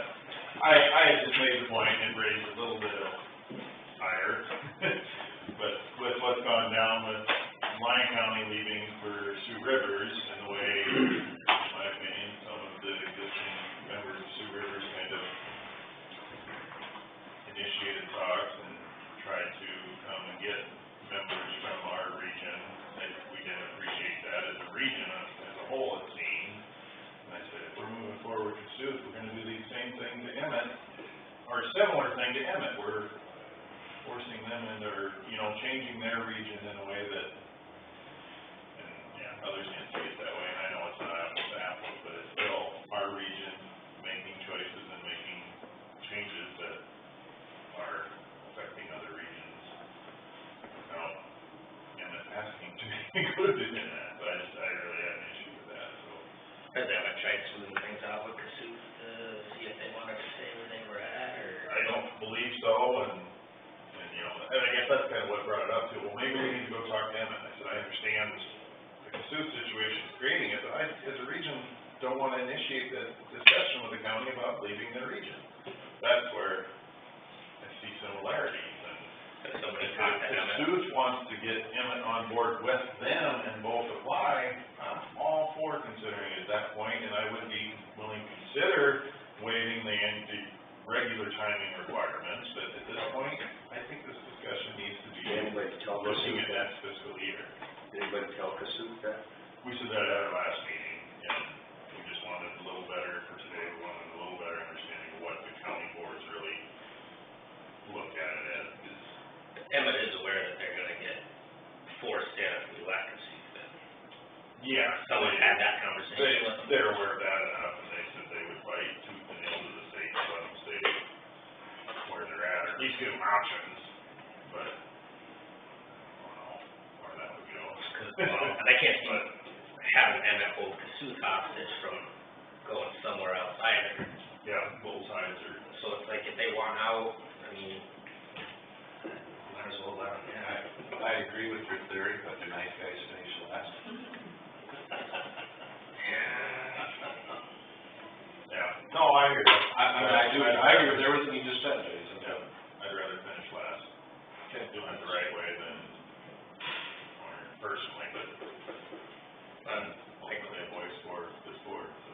I hate to see Emmett be able to hold Cassuth hostage to have to stay, or vice versa. Yeah. And it's like, if we traded, y'all could work your program out, but if you want out, I think, and we have the ability to let them in and they're not bringing any debt, and they've checked off all the boxes, I don't know how you can tell them that as far as who don't want you. Especially with Lyon out, it'd be nice to maybe bring a little more funding in, I don't know. But not that that's gonna help the situation, I mean, but. And then I guess that might be. What will it be then, just, how many counties left? 3? Well, we're 5 now. 5? With all that would be 6 with Cassuth, so 7, but there are 2 other counties to the east of Cassuth that would likely be interested in joining us if Cassuth joins us. And so Emmett stopping all of them? If we, So Emmett would be stopping all of them? probably. Kind of look at it that way, I guess, but. Well, I think they should have the right to make a decision which way they want to go. I don't disagree, and But just as they want out, I don't know why that makes our region. I still have a hard time leaving the lingering feeling that every divorce has 2 sides. And they say, we're just not happy here, and they do everything wrong, and we want to be with you guys. How solid is the 5 that's left? I mean, is there anybody you think that's looking? I mean, is there a point where we're gonna get squeezed? Just asking. Yeah, we're set out in the corner now, our only other option would be Sioux Rivers. Yeah. Yeah, I mean, Just the asking. stuff could change, I don't know. But I would say Palo Alto's representative seems the most favorable to bringing Cassuth and any or all of those interested in. Our chairperson out of Dickinson County seems really hesitant with the Emmett situation. For some reason, they're being established, Emmett did not want to participate with our region. So I don't know if those, if that water's under the bridge, or if it would come back to the surface, or I don't know. But, yeah, there's a lot to it, I guess. Dave, but Emmett was originally with us, or never with us. Very initial discussions, they had considered being a part of the creation of North to South Care Connection. And then They never it was- did join us. I call it Lincoln Land, it's CSS, I think, Cassuth and Emmett and all that are currently part of. They basically started regionalization before it was state mandated, so it's kind of viewed that they had a leg up. And now I don't know if history's proving that that was the approach, or I don't know. Sure, some counties aren't enamored.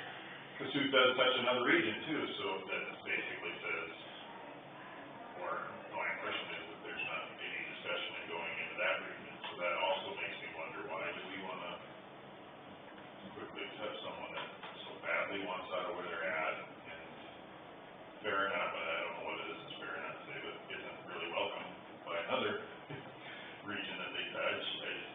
There are. Maybe we are better service providers. I mean, that's kind of something that when it comes to Cassuth, I do have questions kind of along the same line as Jason. CSS is possibly the biggest region, I believe it actually is the biggest region in terms of geography. Geography, yes. And in terms of population involved, probably the second or third biggest region. They stretch all the way to eastern Iowa. They have providers, I don't know how close they are, their providers in their network can provide a wide range, probably more greater, diverse array of services than we can have in our region.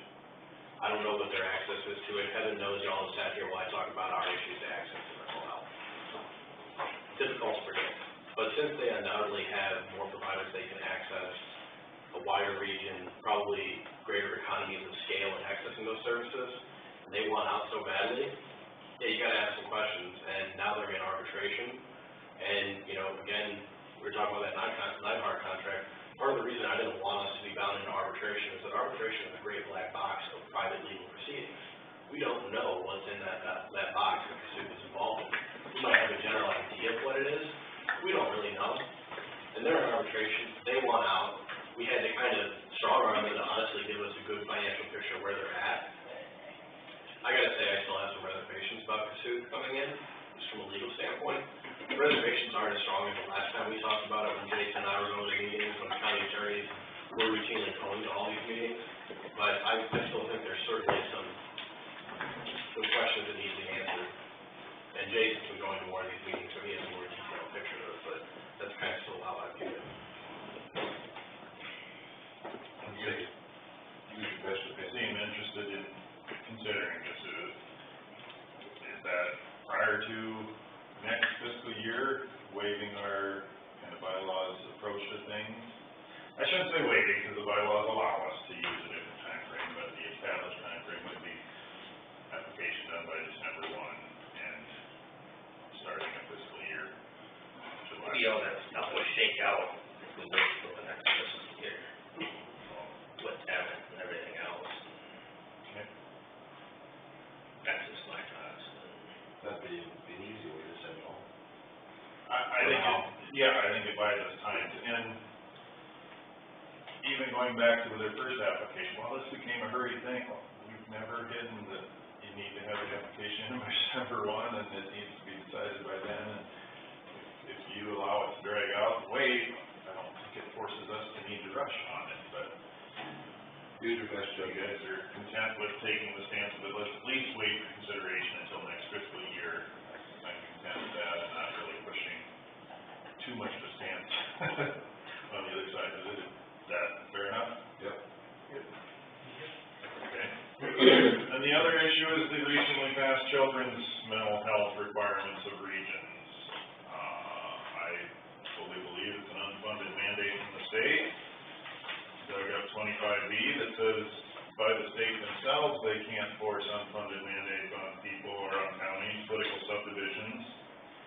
unless it's under $100,000 a year, then we can, evidently they don't find it to be a problem, less than $100,000 a year. So, I don't know that I think we have the legal standing to say, no, we're not gonna do it, because it's an unfunded mandate that I once thought maybe we had. Well, what's the dollar amount attached to that? They did provide me, I don't want to say fiscal, no, sorry, I didn't pass that around. If I divide it out, it's about 34,000 per county. It's not where this is evenly dividing up fiscal impact across the state amongst the 99 counties, so there's great discrepancy there. But the total execution of that plan would be over $100,000 just about the counties. If it's 35,000 a county. Yeah, the total cost of the regions on the last page there is $3,271,000 this year, $5,054,000 next year. So, if you divide it out per county, you don't get beyond. There would be some counties, I'm sure, that are well over $100,000 a year, and then I think they would have the legal standing to fight against an unfunded mandate. I don't think we or any of our counties in our region would reach that level. And the point of, I guess, legal uncertainty in applying that statute is the statute says, after the $100,000 bid, it says, by all affected political subdivisions. And I looked on the notes of decisions that have applied that case or that have litigated that case, and there's really nothing in terms of that specific area, and there's really nothing in terms of people who have sued based exclusively on that statute. So, based on my research, and to be clear, I'm not done yet, but from what I've found so far, nobody has answered the question of what by all affected political subdivisions mean. Does it mean all affected political subdivisions that are in one region and therefore are affected similarly and could sue jointly and separately? Or does it mean everyone in the state that has been a victim or had their legal rights affected, the political subdivisions who have had their legal rights affected, could the 99, would the 99 have to be able to sue? Or could they just say, look, we've got this smattering of counties in X, Y, and Z regions, and we're all going to sue together because we believe that this is either unconstitutional or in violation of the statute. I'm not sure yet. Based on the way that the numbers shake out that I saw from Kim and Bill and Jason the other day, I think Bill and Jason did a nice breakdown that even a lawyer could understand of where we're at. I think we could probably say, hey, this is an unfunded mandate as it relates to us, and take that position. And, I've got some more legal parsing to do because it seems like that's a complicated area.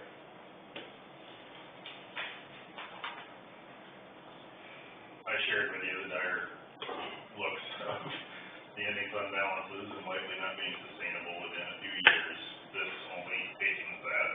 So at the board, I regularly said, my approach at this point would be to take the stance that we're not wading into children's services at all. Not because we don't want to, but because we can't already project that we can continue to do adult services. So, I don't know that there's the will of the regional board to take that stance. I don't want to continue in that stance if you guys don't support it. I mean, that was a nice photo op for everybody to pass that bill, but there was no money to go with it. And there's still an adult program that's still not fully funded that they mandated on us. So I don't know how you could ask us to pay for this, given our current financial situation.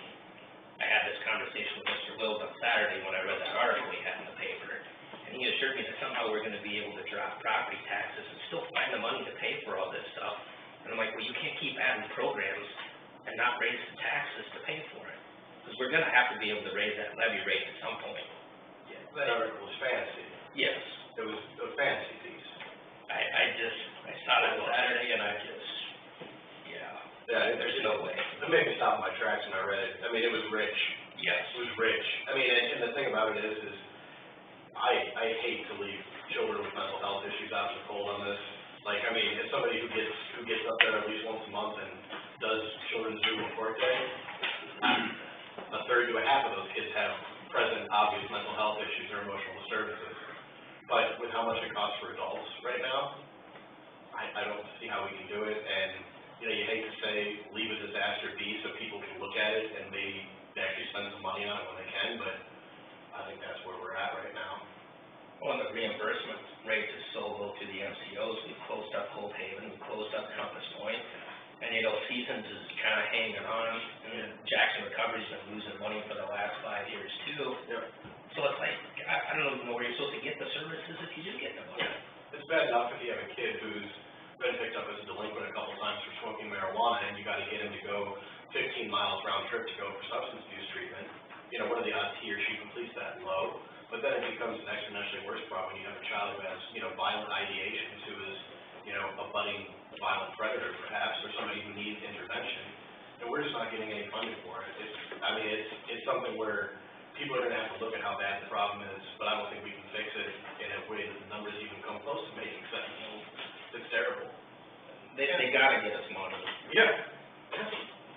You can't ask us to add this as a core to fund with all the rest of the programs, we still don't have fully funded. So I would be all right with taking the stance of not implementing that program till they give us the money to do it. And some pressure's gotta be put on Wills and Jones and Whiting to come up with the money rather than keep passing these programs with no funding.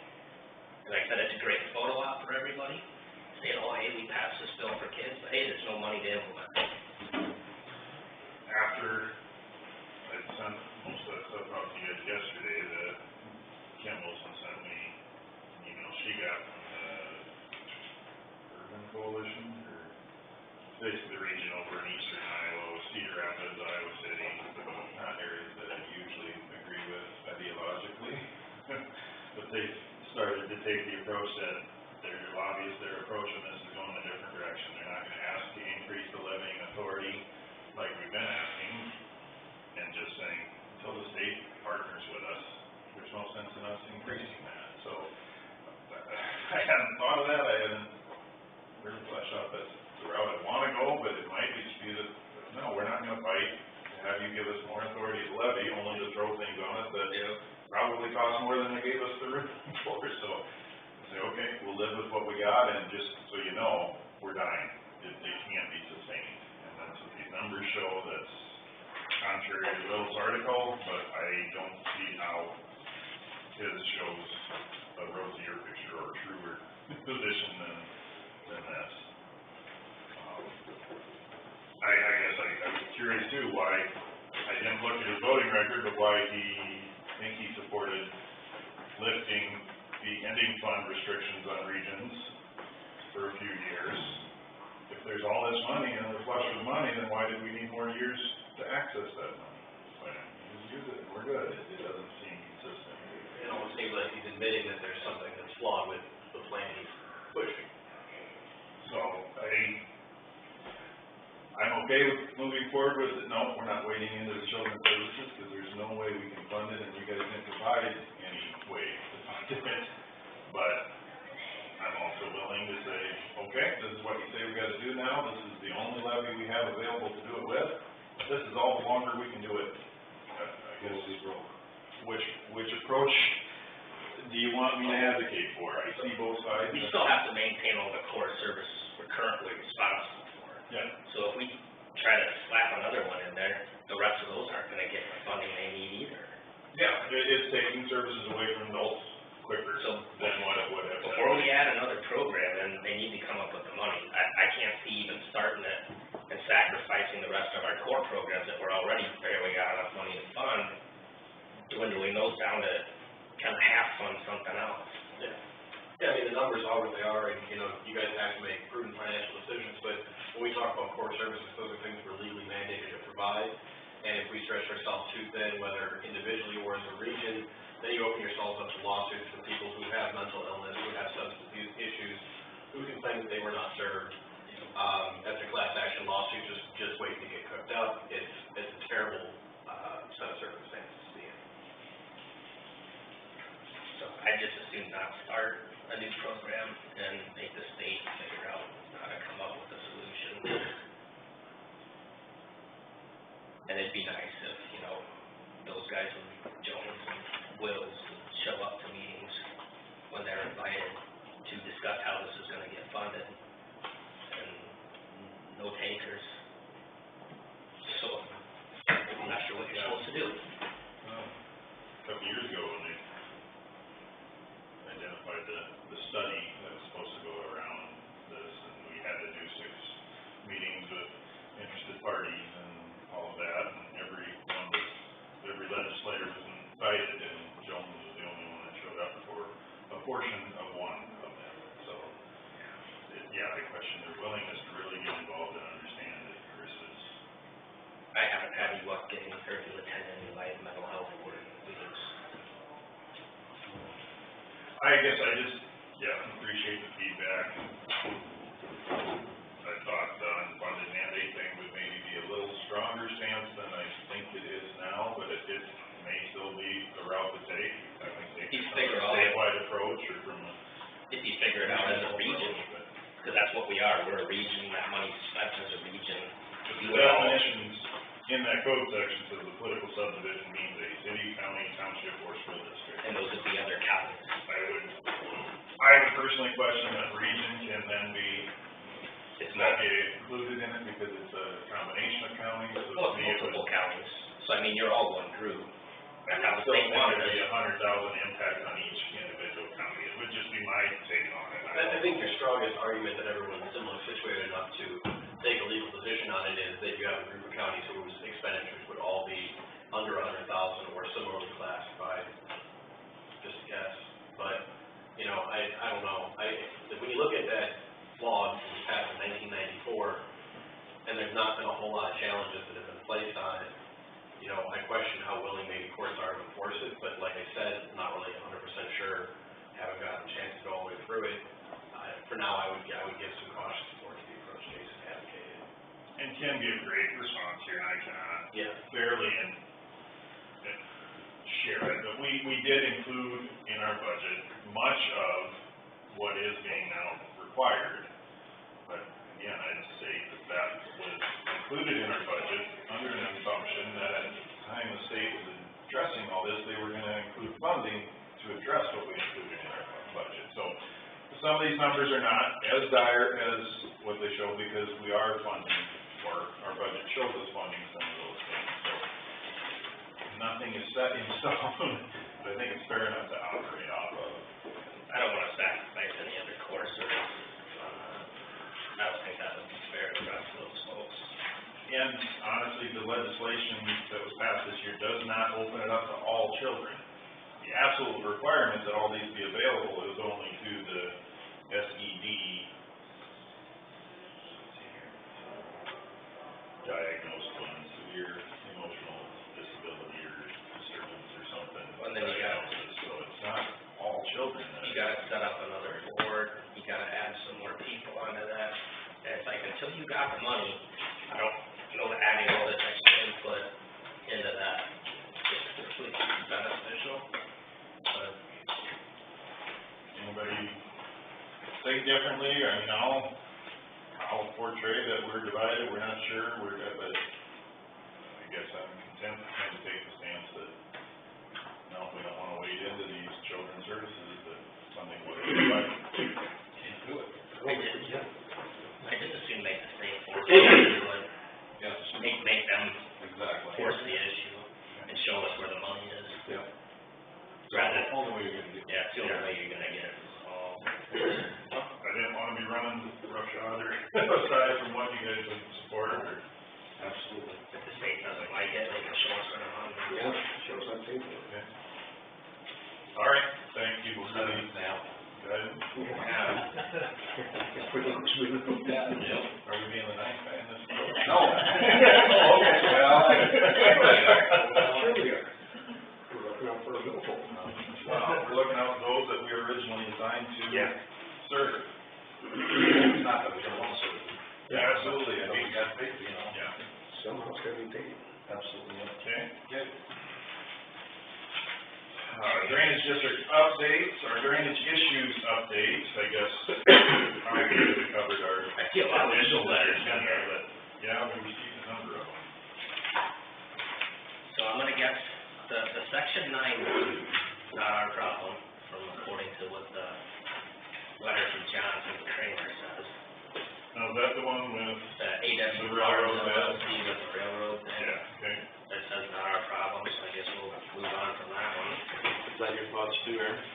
Yeah, I asked him, you know, if you go to the end of the letter, it says that there would be a different result if the county had caused the obstruction, or if the waterway was an improvement, you know, an established drainage district. I think we came clearly to the facts that it is not an established drainage district, based on my conversation. I asked him point blank, the county just does nothing, they're just not using the land, you know, it's our land, we have that right away. We're not cutting down trees, we're not removing things, we're not maintaining it. Is that an obstruction? And he said, no, I don't see that. I mean, one thing, if you're farming, you were doing farming activity that was causing it and you deposited something there, but nature doing its thing is not, I asked him that question directly, because I was wondering, like, what what could be defined as an obstruction, you know, and causing it, you know what I mean? Like lack thereof of performing some type of maintenance, you know, and he said no. He didn't say that in the letter, which would have been better, but that's what I asked him. I asked him directly when I was on the phone with him. So, yeah, based on what he's telling you is that... They need to sort that out amongst themselves. Correct. Is basically what they're saying. Correct. So now this other one. Right, now, let's summarize this though too. If, Alexander wants to come on our land, I think we own a fee title to clean out that ditch, we should allow him to, okay? So let me make that clear too. The previous landowner used to do that. Yeah. He would clean that out on his own. Yeah. I do know that. There we go. More stuff to learn. So now the Flow Creek one. Yeah. I don't know. Well, let me summarize this to you. Is that in a drainage district? No, I believe no. It's not. I don't think so. So then it's not our problem. The exact same thing. The only thing I would say here too is that there is probably a very good case that the upstream landowners have for a lawsuit. But again, it's them who have to bring that case forward. And so much so that they can prove, you know, willfulness. I mean, it's double damages. So, and if they do it again, it's like triple damages. I mean, it's that Iowa code definitely makes it clear that downstream must receive the water. They can't obstruct. So, good news is, in a sense too, is we're not compelled to have to get involved with this type of stuff and figure it out, is what he's saying here. Unless it's in a drainage district, which it is not.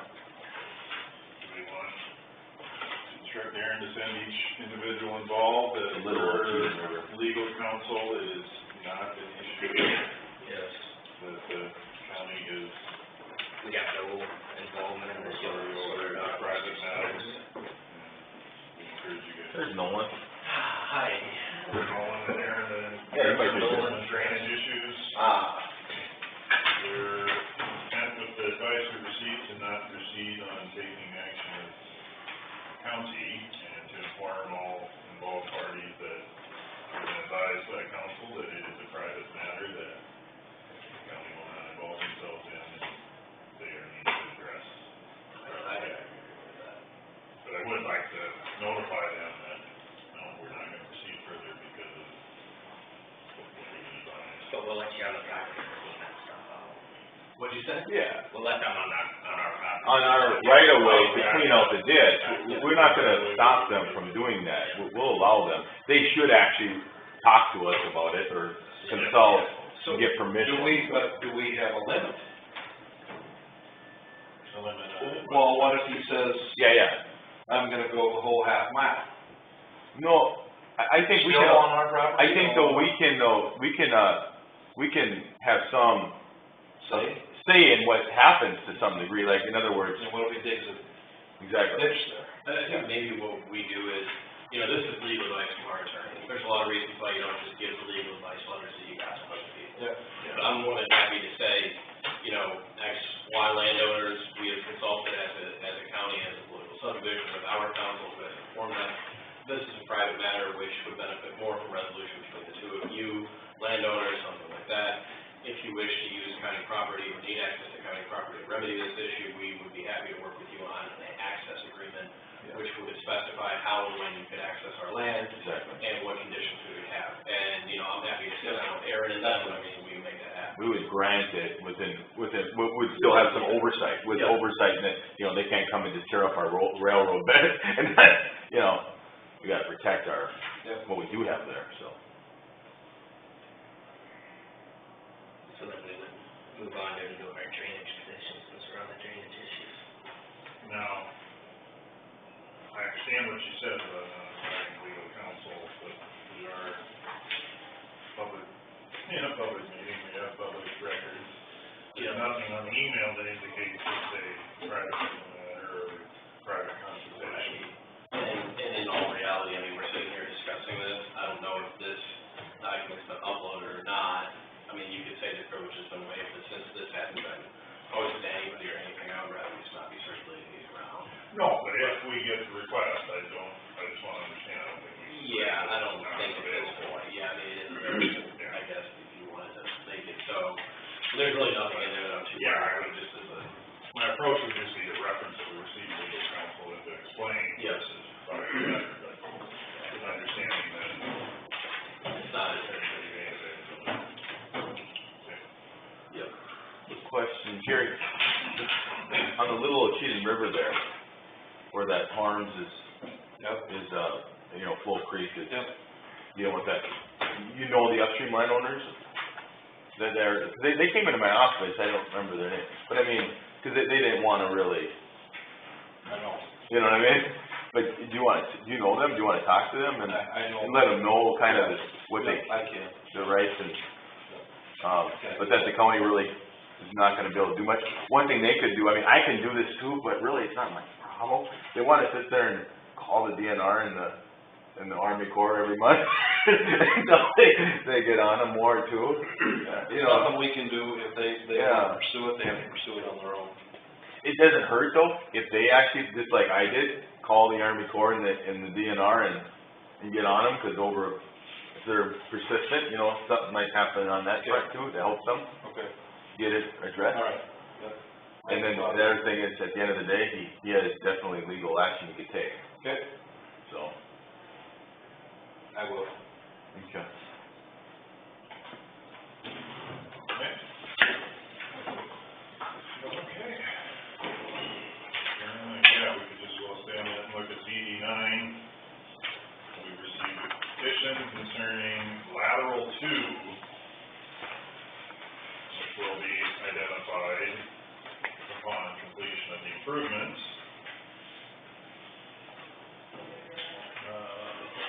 Next up, advice from, or opinion from Mr.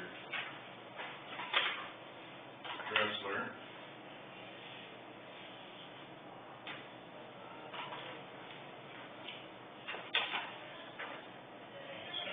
This file, stamp date received, on the agenda. He recommends the board would accept the petition and appoint an engineer to perform preliminary evaluation and report and the existing capacity of lateral 2. Is that charged on a percentage then too, or does that charge to the whole district? That would be charged only to those on the lateral branch. Okay. That But the whole currently, district will have to pay for that, say, or, no, just them two? Okay. Where's that lateral at? I'm gonna say it's, I'm not sure, but I think it's just. So like when there's work done, the contractor or who's ever doing the work has to tell us what lateral it is, and then we're charged that district. That's what I was assuming, right? I had somebody ask me that question, and I couldn't tell them for sure.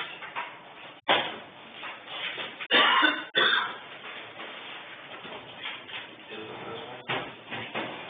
Yeah, this one right here.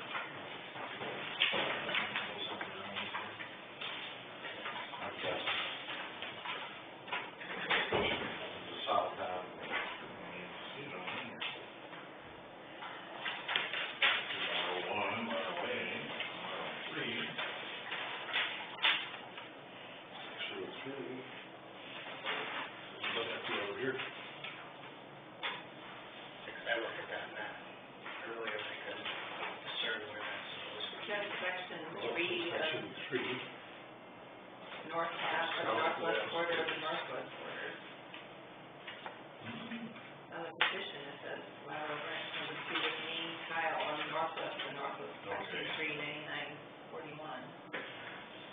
turning that southwest quarter, southeast quarter, section 34, 131. Being investigated for drainage and deed. No, that might be right, yeah, lateral one. I don't think it was lateral one or two.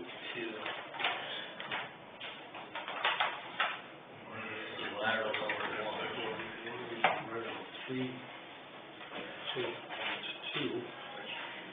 Yeah, lateral two, I don't know. No. See, a branch tooth, not lateral. Yeah. Okay, here, Yeah, maybe we can do, it's here, lateral one, branch, something's not adding up. yeah, maybe. To me, it's the one I pointed out to you, I'm not sure. Yes, they're talking branch too, but, it's Branch twos, that's one section three. it terminates at the section 34, southwest quarter of the southeast quarter. So this is a string here, Almost has to be. so that'd be branch two. That'd be There's branch tooth, not lateral two. Yeah, I think, possibly just requesting petitioner's clarification and. What's the difference between a branch and a lateral, as far as billing back? I don't know if there is any, Is it the same thing as billing out for a lateral and billing out for a branch? we've never had this before, and we've all heard it, so. If it is lateral, the rest of them are all branches. They might wanna get some clarification from the petitioners. This one shows lateral 3 too, but I'm guessing lateral comes off of a branch, the way it looks to me. Lateral is a, kind of a subset of the drainage district today to, break apart certain parts of the facility. So, and the reason why is when something happens like on this lateral, the people downstream on that whole main ditch didn't receive any benefit from it, But what's from different? the work that was done. What's different for branch to lateral? Looks like to me, just looking at the map, the branch comes off the main, and then if something comes off the branch, then that's a lateral. If that lateral number one basically is coming off right at that, Yeah. Connection into the main. Just beyond the thing, and then it's up, and then it's Well, they branches, have- and then it goes up that branch. Well, if you have it commencing, it had lateral/branch number 2 with main tile on the petition. He just doesn't, he has it lateral/branch number 2 with main tile on northwest of the northwest, so that he just has lateral here, so there wasn't a branch up there, Yeah, is that that would what? be starting with northwest and northwest of the branch. branch two. 3, sorry. It ends in the southwest of the southeast. That's what, Yeah, that's according to this, that's what I say, it's got to be. So, I mean, up, Section you know, up 34, here, southeast, he has lateral/branch southwest of the number 2, south. he just doesn't have a serious lateral. It's gotta be this. And they don't have a branch, This is option in No, the main tile. no. Right. But he was, he's just, he was more specific down there, so. It's gotta be that. I don't have any of this in front of me to review, so, because I never saw this, but I know a little bit from my background, because I've researched a lot of drainage stuff back in the day. So I know what a lateral is. It's usually a sub-facility of the main facility. And it's usually divvied out to create a way to assess the landowners that benefit from that specific facility, so that it doesn't get assessed to the main facility. Now, when you're here, if he didn't know if he's supposed to call it lateral or branch, because when it's lateral slash. Yeah, we don't have branch on the petition form, it just says lateral. And then it's dredging, it says lateral/branch. Yeah. I'm guessing where it's located. Almost has to be. And that's where it's west. What? I know the farm, and that's where it's west. Okay, that's where, What's the old Bill Becker? yeah, no, that's what I was trying to think of his name. I would think that lateral branch can be used you know, in conjunction. I would think that lateral branch can be used, it's a term that can be used, yeah. You got the main, when something comes off the main, and something comes off that, it's a lateral. Coming off the main is a branch, coming off the branch is a lateral. This indicates. Yep, that might be. Branch just barely starts, and then there's a lateral. Yep. Branch comes over, and there's lateral. Yeah, that might be accurate, actually. You know, it's, Really, well, that's right there, that's his own ground. So he didn't want to pay for it. Well, it touches, Shows the beginning of it in a different section. yeah. It's been about 5 years, but I remember talking to a lot of this stuff when I reviewed a lot of drainage district stuff. But yeah, right in there, that is always wet.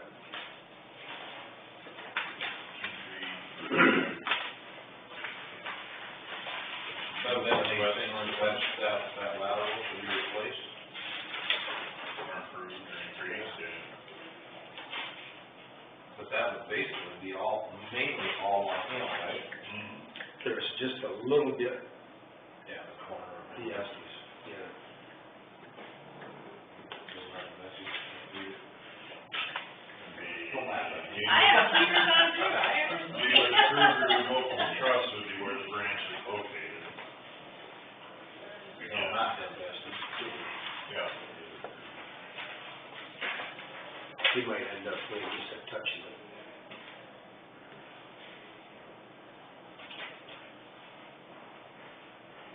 But again, that they can have wouldn't have enough for a monstrous interest.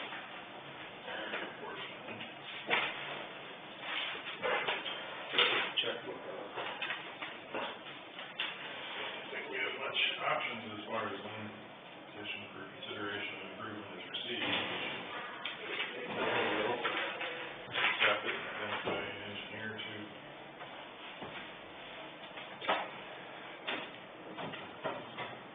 You might as well have a good look at it.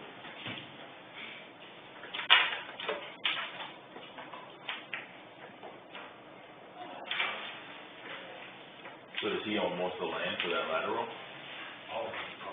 Oh, except just a touch. I don't think some of that from the way that land is would go that direction. Oh, wait a minute. Yeah, coming down that road.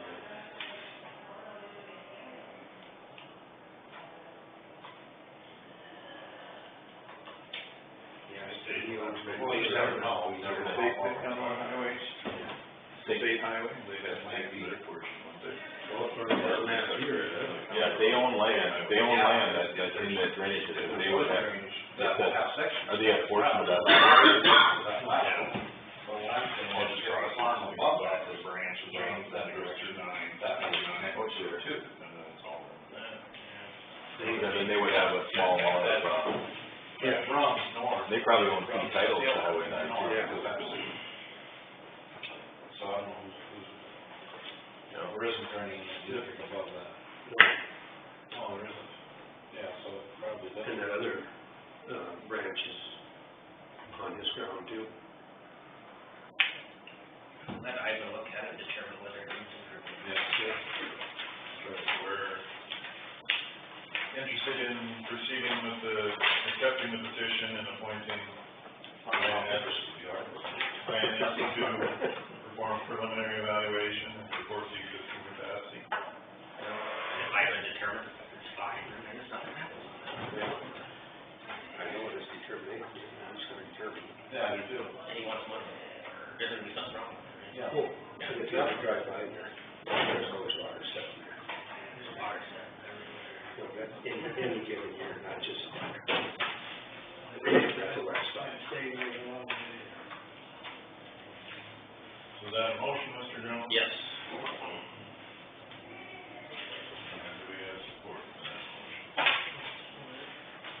Or offer support? We accept accept the petition and appoint INS Group for preliminary evaluation and report the existing capacity of that lateral / branch 2. Any further discussion? All those in favor signify with aye. Aye. All those opposed, same sign. Now the fund moves to discuss the courthouse window replacement.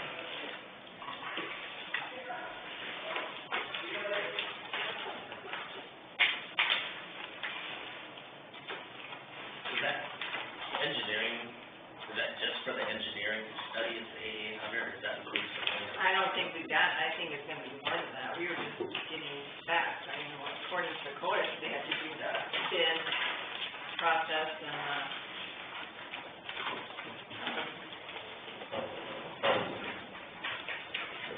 the bids and, descriptions of paper and notice and all that stuff. Depending on the cost, Yeah. We will, yeah. yeah. So, Do we have to do this on the engineer, or bid on the wind? no, so this was kind of an interesting thing to go through here. When you go to the, I got from the guy at DAG's works on civil stuff, he pointed me to this DOT guide. And it's a step-by-step guide, I've got a copy of it here, I'm willing to give you guys one, of course, as your copy. And basically, you start out by identifying, if you want to answer the question of what process you have to do, identifying if this is horizontal or vertical infrastructure as classified by Iowa code and Iowa administrative code. This is vertical infrastructure, because it is not a public road, bridge, or culvert, and it is under Iowa code, Iowa administrative code, vertical infrastructure, which means buildings, all pertinent structures, utilities, incidental street improvements, including sidewalks, site development features, et cetera. And so this qualifies as vertical. Step 2 is determine if it's considered construction, reconstruction, or improvement. That's one category, or another category is considered maintenance and repair. Generally, if it's just maintenance or repair, regardless of how much money it costs, you don't have to go through the competitive bid process. If it is considered construction, reconstruction, or improvement, you do. After having spoken with the guy at the AGs who I consult with a lot of these issues and looked into it myself, I think that's kind of a gray area.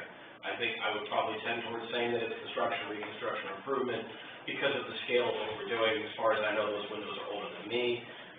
You're gonna have somebody come in, and even if, let's just say for a second, the code didn't require that we have an architect come in, I would be kind of wary of doing that without having some kind of professional who does something besides window replacement, not having someone like an architect or an engineer or somebody come in to see what the frame looks like, what kind of structural implications there would be. However, regardless of how we answer that question, the issue is this: if you can get your maintenance or your repair done by your own staff, it doesn't matter how much it costs.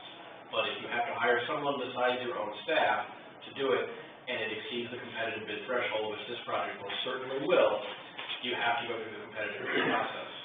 There's a specific provision in the code that prohibits breaking these projects up to avoid that dollar amount. I looked.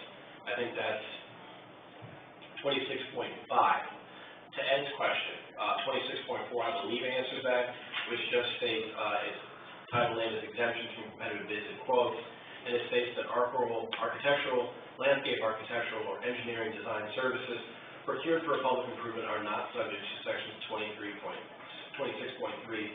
and .14.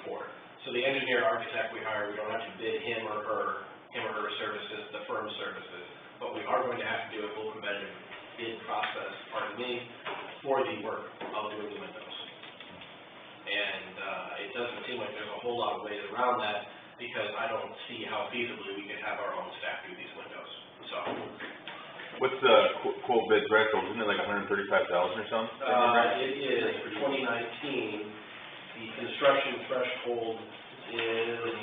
For vertical infrastructure. For vertical, let's see here, I thought this had better labels on it, let's see. For 19, it says 89,000. I thought it was 89 or 98. Maybe it's, no, I don't know what vertical is though, vertical might be more, I have a number in my head. Current vertical improvement threshold for bidding levels for counties is 89,000. 89, okay.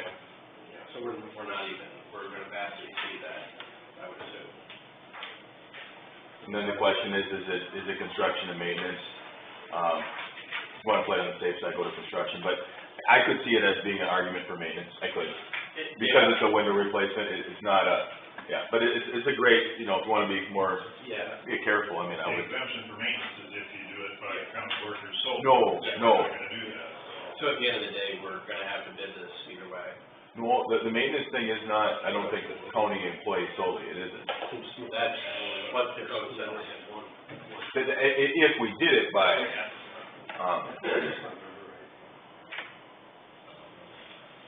So here, if you look at Iowa Administrative Code, Chapter 180, Sub 76, 180.4314 types of projects.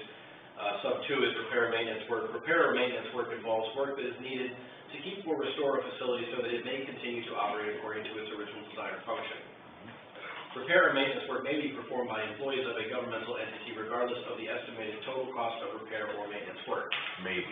If a governmental entity is unable to perform the work using its own employees, the governmental entity must follow the appropriate public improvement process set out in Iowa Code Section 26.3 or 26.14 as based on the estimated total cost of the work Estimated total cost of the work. is going to vastly exceed that threshold. Can that architect find us more than the one bid that we already got, or? Well, we used before Terry Glade, Cannon, and Moss. Yeah, Terry. Or, Well, when you had the issue with all these other issues, the building, we used him. I'd be interested in getting an estimate or not to exceed amount from that firm, and I'd be content to proceed with the lower of the two. We don't wanna wait and bring it back, or we get it and consider it at next meeting, but So we gotta run that ads and all the rest of that stuff, so. The whole deal, all the money on that. and hopefully the architect will get all that for us, that we can just, Yeah. we just have to decide what the board wants, if they wanna. So the architect will have the specs that we need to bid out. And that's the big advantage of this process, as Rochelle and I talked about it, some other folks we talked to, we don't wanna bring an architect in unless we have to, but since we have to, the benefit we're getting is one set of specs we can trust, one set of specs where we can say, we're pretty sure this won't change, and it's only gonna change if a professional has a really reasonable reason to change what we're doing. And that gives us some peace of mind, some consistency moving forward. They would review the specs too, right, to know that, for the bids, to know Yes. that they are There what you go. we meet the specs. some discussion has been had about replacing it the way it is, or going back to the more historical look and the cost. We want the It's architect, probably gonna depend on the cost.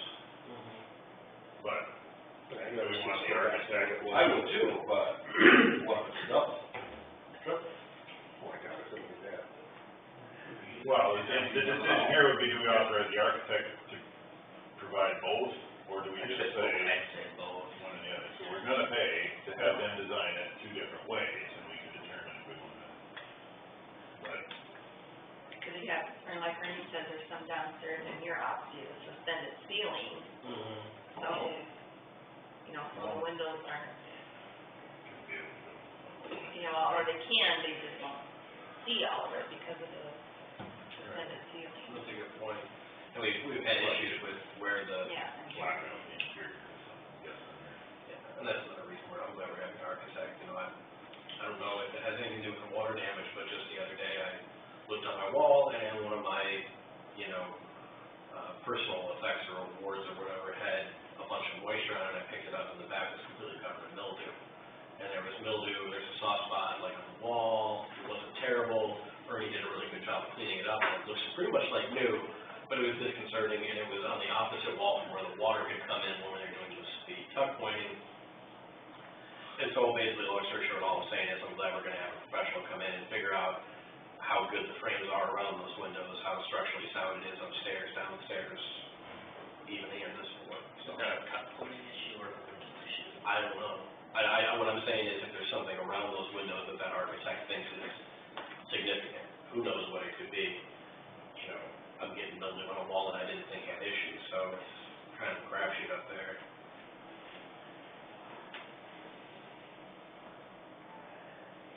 Okay, I was wrong too. The reason, you were absolutely right. For horizontal construction, the rules are slightly different. Yeah. And that's why I was a little bit, confused there, because for vertical construction, if you don't use public forces, you're absolutely right. I just wanna know that for myself too, because I'm like, I remember it was different for me. We do a lot of horizontal stuff. It's just not read. Exactly, I'm Really reading it up right now, Yeah. yeah, so just FYI, he is absolutely right about that, which, of course you are, but. Well, I just wanted to clarify that, why I was confused. You never know. Well, I think once we have an architect identified, they'll come in and ask us how, or, get some of that. Do we want to proceed on an architectural entity, or I'd be interested in reaching out to the stone group and asking if this just covers replacing what's existing, or if it involves going back to an original look, and, make sure that that is covered by this, and then reaching out to Cannon Moss and Brigger and seeing how the two compare. They did a client interview to determine what type of window was desired. I don't know who's handling that client interview. Rochelle? No. Ernie or us, will let them come to a board meeting, probably. One thing Yeah, that that's probably, would be, okay, we're doing that, or we're doing the return to original, developing both. So I see this number change. I don't know what's happening, like, once it is, once it's make sure that they're, that's in there. You want a motion to contact both of those groups, or we'll be able to. I don't know if we can do that, but always just, what you guys prefer, just to have those But you're right, I was- looked into, and then look at the 13th. I remember that number from somewhere. Whereas when that's speculative, approval. Reading that one time in the last couple of years. Yeah, oh, okay. Okay.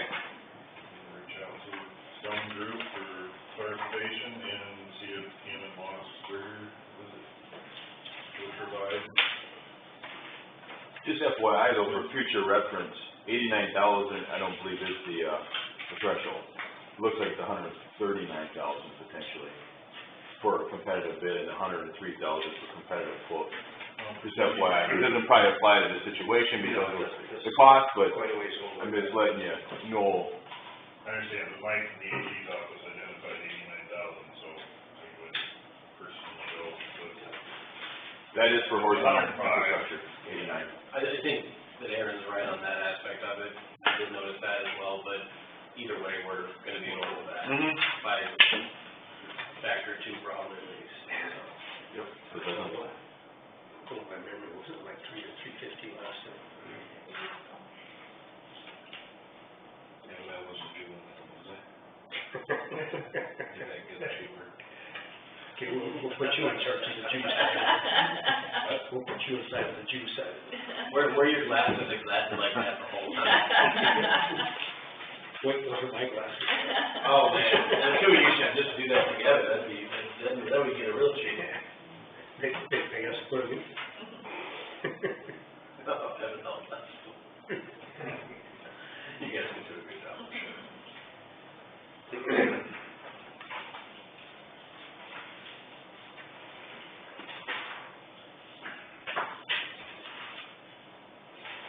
Would you mind providing that website, the link in the email you provided? Yeah, it doesn't work, I tried that yesterday too, and it. Yeah, I had issues with it, you gotta just delete when you paste it into your browser, there's a weird suffix that'll be on there, I can provide you with a clean one, but, yeah. Yeah, I tried taking that, We can move on to the claims then. Identify claims 115 and 136 to Department of Water Service. 36. Make a motion to pay those two claims. I wanna thank both you guys for sitting in on a lot of this stuff, I appreciate that. I never used to have that happen, I like that, so. Our pleasure, glad to help, I'm sure we got it. Yep, no problem.